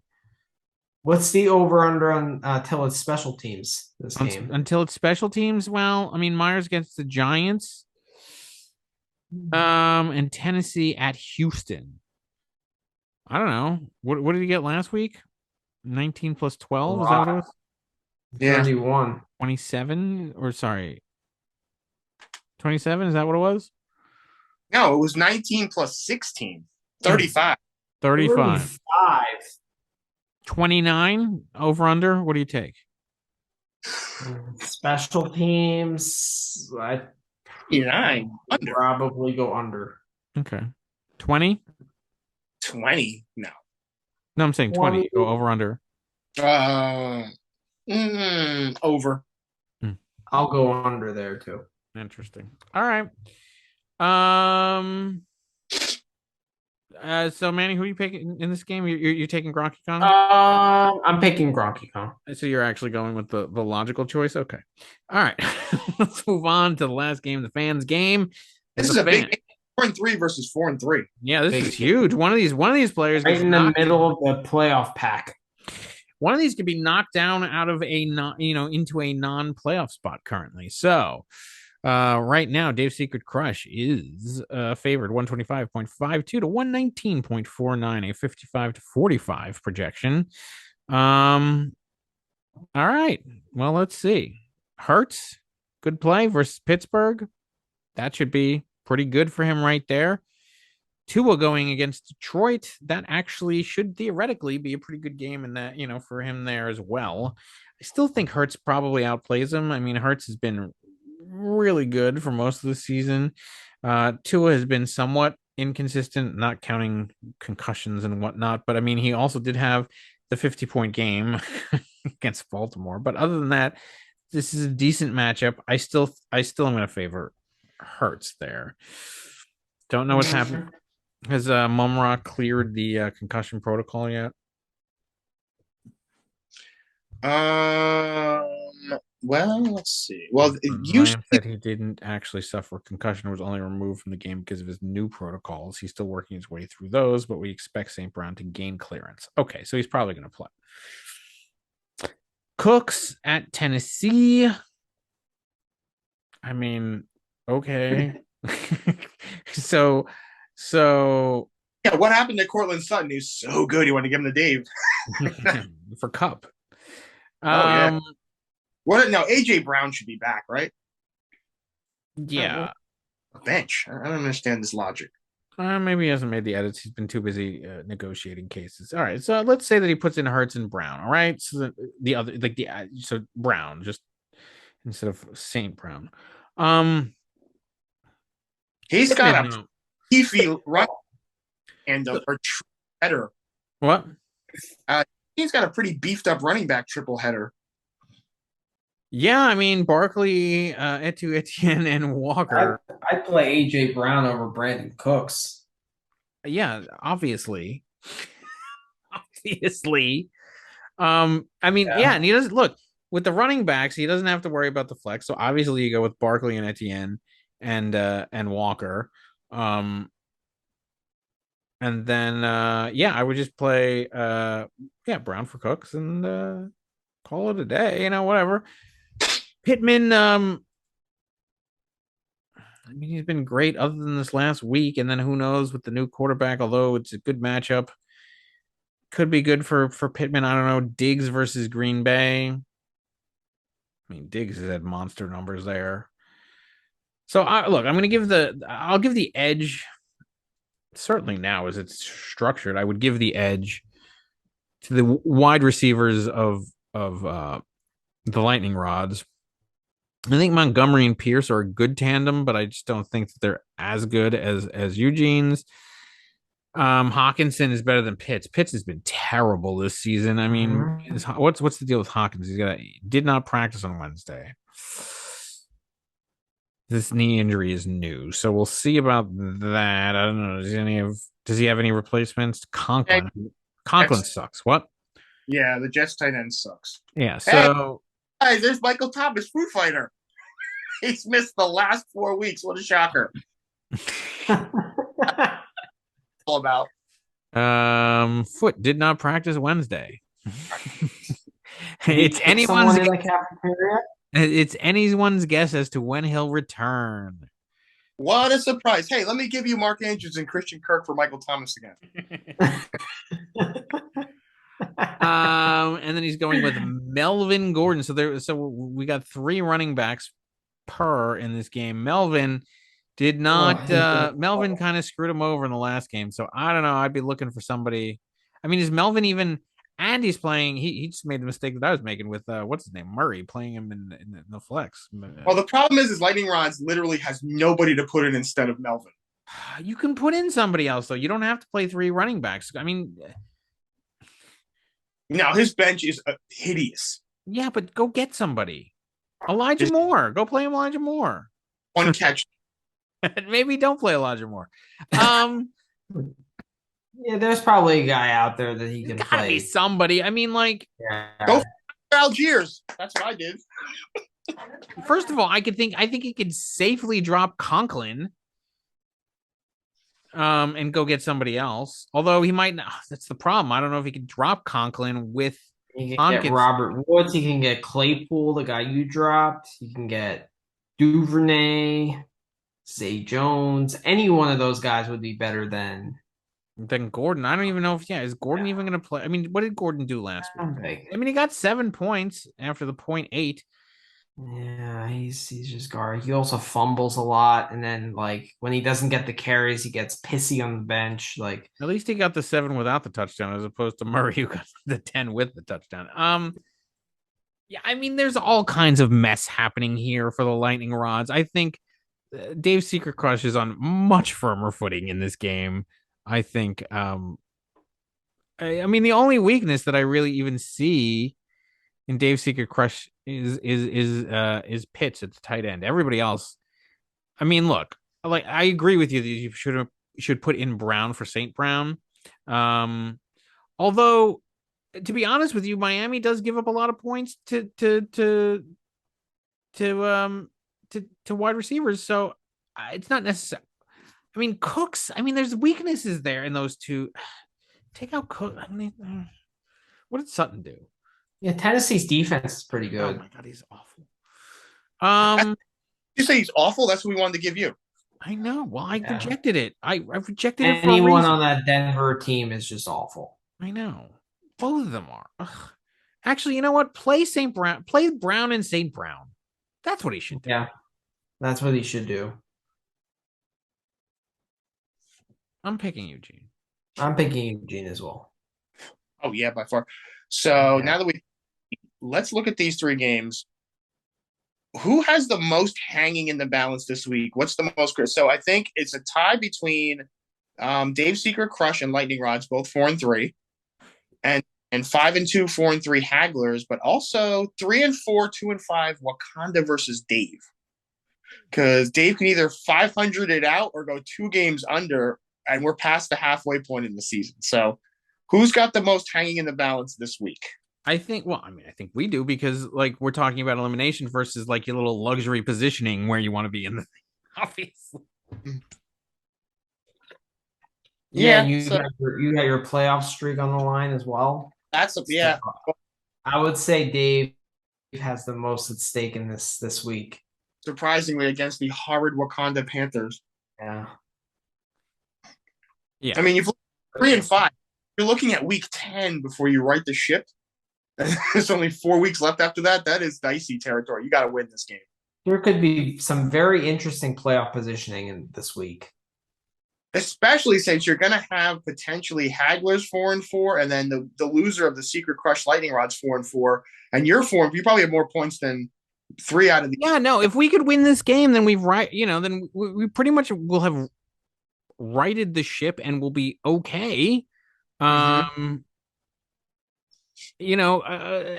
mean, which puts a lot of, it puts a lot of pressure on the Dave Secret Crush Lightning Rods game, because the loser of that probably, if we can win, then we would overtake one of the 2 of them, probably. And both of them sit at 5-6. Those are the 2 teams that are directly right in front of you. So one of them would be out. They would be in 7th. Because you have the point totals. Do you? Now, after last week's horrid performance, you don't right now. Yeah, it would. You would take one. Well, no, you wouldn't do anything. You would still be in. No way you can overtake either one of them this week. Well, I mean, depending. Well, one of them isn't. I mean, if they have like a spiderweb like game, and they haven't played the spiderweb yet, so point lead over you. The other has a 50-point lead or 60-point lead. So now you'd still be in seventh, even with the win. Unless there's a low scoring game and ours is a high scoring game. I mean, Loss, could be you get a loss. You could be sinking down into the Zamunda wasteland. yeah, I mean, like it's looking like there's a pretty clear delineation. I mean, like some of these teams. I mean, if Clever Name Pending loses, also, I mean, there's you know, like, I mean, first of all, if Scotty doesn't win this game, I mean, Scotty's playing for $5 a game. if Scotty, if I win, do I clinch a playoff berth? Clinch? No, we're a little bit early for clinching. Yeah. Because 7-1. I mean, if you But won, then the be worst 7-1, you'd have 7-7 would be the worst. Yeah, somebody would have to have 7 losses. Right. I mean, you would clinch. You could potentially clinch point that Nick can't catch you. That's the best that you could do this week. Right. You're playing Nick, and you're playing Nick. So yeah, you will actually eliminate Nick from first place if you win this week. Yes. That's what's on the line. You could crush Nick's chances. So there's the least on the line in my matchup for sure. Well, I mean, there's a lot on the line for Zamunda. Yeah. I mean, he's done. He loses this. I mean, it's not that he's done. He's done for first place. I'll tell you that. But yeah. I mean, it puts him on the bubble. Yeah. Plus, I mean, he's got a horrid point scored. Yeah. Yeah, he's got to climb all the way back up. It's not even like his point scored is gonna, once you get past Wakanda and Scotty, ew. Yeah. I mean, then you start getting into teams that really have more points than him by far. I mean, if Scotty can win this week against Clever Name Pending, first of all, he drags Clever Name Pending down into the muck with him. Oh, the muck of the 3-5 territory. Right. And then, depending on what Gronky Kong, I mean, if he were to lose to the spider web, I mean, you're just getting further and further separation, and this season just becomes almost cementing that right below Dave, that whole bracket is just out. Dave sets the borderline for playoffs. Yeah, if Whale beats Clever Name Pending, and then Gronky Kong loses to Tilla Trey. I mean, that's a shit cake. That's a compacted shit cake at the bottom. And if we lose to Wakanda, then we get baked into the you're baked right into the shit cake. You're baked right into the 3-5 shit cake. The shit cake. Oh my god, you guys are all just I would want to eat that. You guys baked right 5 shit cake, 8 through 12 shit cake. I'm sorry, 7 through 12. I'll half the league baked in one gigantic shit cake at the bottom. Yeah, that's what's on the line. Lot. And basically, I mean, like, honestly, if I'm one of the 1 through 6, what would I be rooting for? I'd be rooting for Scotty doesn't know. I'd be rooting for Tillet Trey. Doesn't matter with Eugene and the Lightning Rods or the Hagglers. Obviously, you root for the finest, and then you root for Wakanda, and then basically it's a tidal wave that wipes all of them. Yeah, and everybody just gets baked into the cake. I mean, we're reaching a point that playoffs could be decided, locked in the next 3 with 4 or 3. Last year there was such a log jam in the middle. Like we didn't know who would be in the playoffs until like the week up. Well, this year there's a log, but it's a shit log. All right. Yeah. It's a shit cake. Oh my gosh! Look at all. Oh boy, 2-5, 2-9, 3-4, 3-4. Yeah.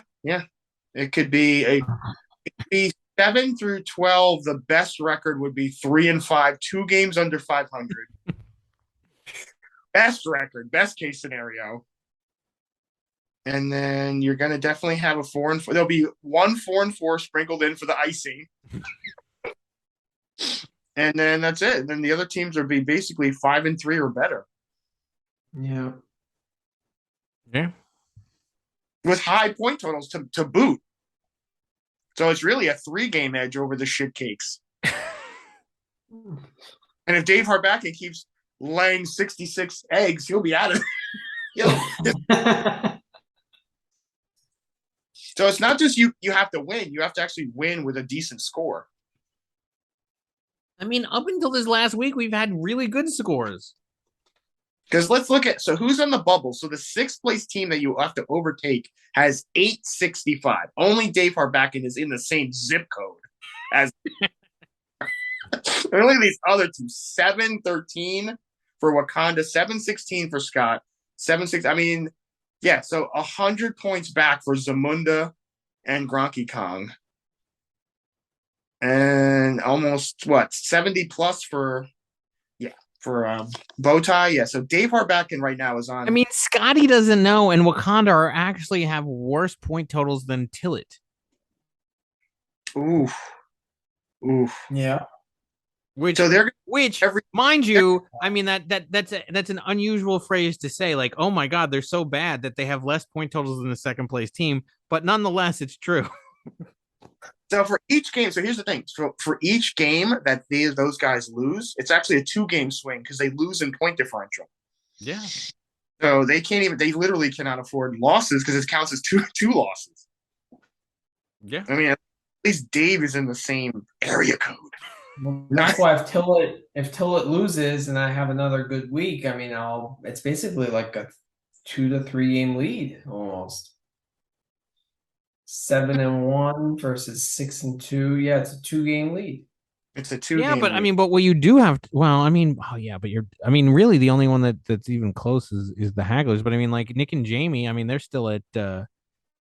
I mean, they could be right there. Yeah, as well. But yeah. I mean, they're still only in the 700s. You're in the 900s. There's only 2 teams in the 900s, and both of them reside in Hackettstown. You were speaking of zip codes; they both reside in Hackettstown, whatever the zip code is there. They're both, the 2 Hackettstown teams are in the 9s. Mm-hmm. 9s, yep. 077 900. Well, here's that. So not so much for Freeman because he's basically wrapped it up, but that's important tiebreaker for the Hagglers as they slink down the playoff list, losing game. Huge tiebreaker. It's going to pay off. Wherever we're parked at, we're going to have the tiebreaker against anybody else in that bracket. Well, have you played the Spiderweb yet? No, but I mean the Spiderweb. I mean he's down by almost 200 points. Yeah, but that doesn't matter. I was up there with the big boys until I got caught in the Spiderweb. So if you get caught in the Spiderwebs, don't count your eggs before they're eaten by the spider. Spider. Hmm. Luckily, we don't have to play the Spiderweb this week. Yeah, but when you do, expect if you get 60 points, that's gonna be. Notice how much you'll notice how much a 60-point clunker affects your point total. Yeah, I mean Dave was 4th in league in points scored prior to that game, and now he's 1, 2. What does he have? 827. So 3, 4. That's not too bad. You only slid down to 5th. You only slid 1 spot with a clunker game. You can't have too many clunker games. Which, by the way, shows you how terrible everybody else's point total is. But whatever. All right. So in a way, it's actually good that we're not paying money to the highest point total because like this discussion shows how important it is in terms of playoff seeding. So I mean, I say that all the time, but you know what? I mean, look, there's 2 philosophies on it. Some people think the other way. I remain thinking this way, even though, you know, clearly Tillett has a terrible. I look because I just think that there's strategy that you incorporate into the games. I think it's just like there are certain players that you play. Certainly certain players that I play just to counteract somebody that they might have on their team. So you're not necessarily always right. Maximizing your points. Sometimes you want to just kind of keep it even and then let your other players do well.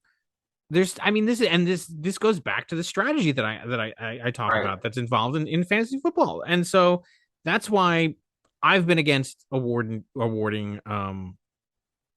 most points. Yeah. Well, with 66 point performances, that's a good idea.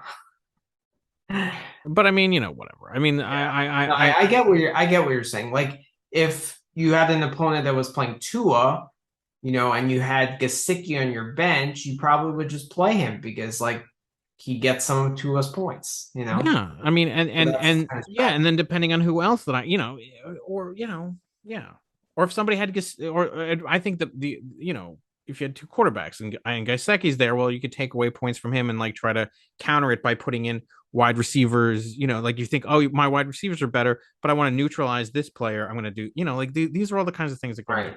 But I mean, whatever. I don't, I am a firm believer that center politics should remain during the balloting period, because I don't want to get into arguments over stuff like that outside, because we love to argue. All right, so lock of the week and upset of the week. Obviously, for the upset of the week, I'm going with the spider web. Yeah, that's definitely. I picked Gronky Kong, so upset of the week, I'm gonna go with I guess clever name pending over Scotty. Interesting. Mm-hmm. Wow, I mean the raccoon's not going to be happy with that. Finest over Zamunda. What was that? Lock of the week is finest over Zamunda. Yeah. Yeah. Clearly, obviously, yes. Engineers a victory over this one. That'll be upset of the season. Yeah. No, obviously, yes. I'm going with that as a lock of the week. I mean, I see with your little smirk there. You're like, yeah. Well, I mean, it's all because of Eckler, really. If he had Eckler, it would be a different story. But without Eckler, it's tough. Not even gonna have Eckler because he's gonna be traded away. Exactly. I mean, Eckler's not even gonna be on his team. Don't worry about it. Yeah. The race to Austin. The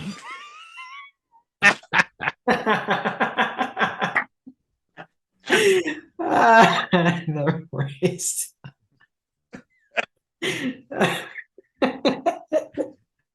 All right. Oh God. You should trade him. Did he actually keep Williams on IR? You should trade him back, Williams. Did he?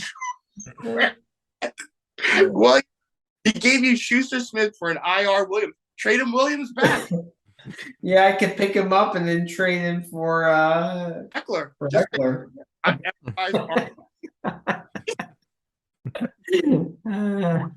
It's a mistake in the MRI. He might come back. Exactly. Go falsify some medical reports. The race to Austin. That's probably the title of the podcast. I think that's what it'll be. All right.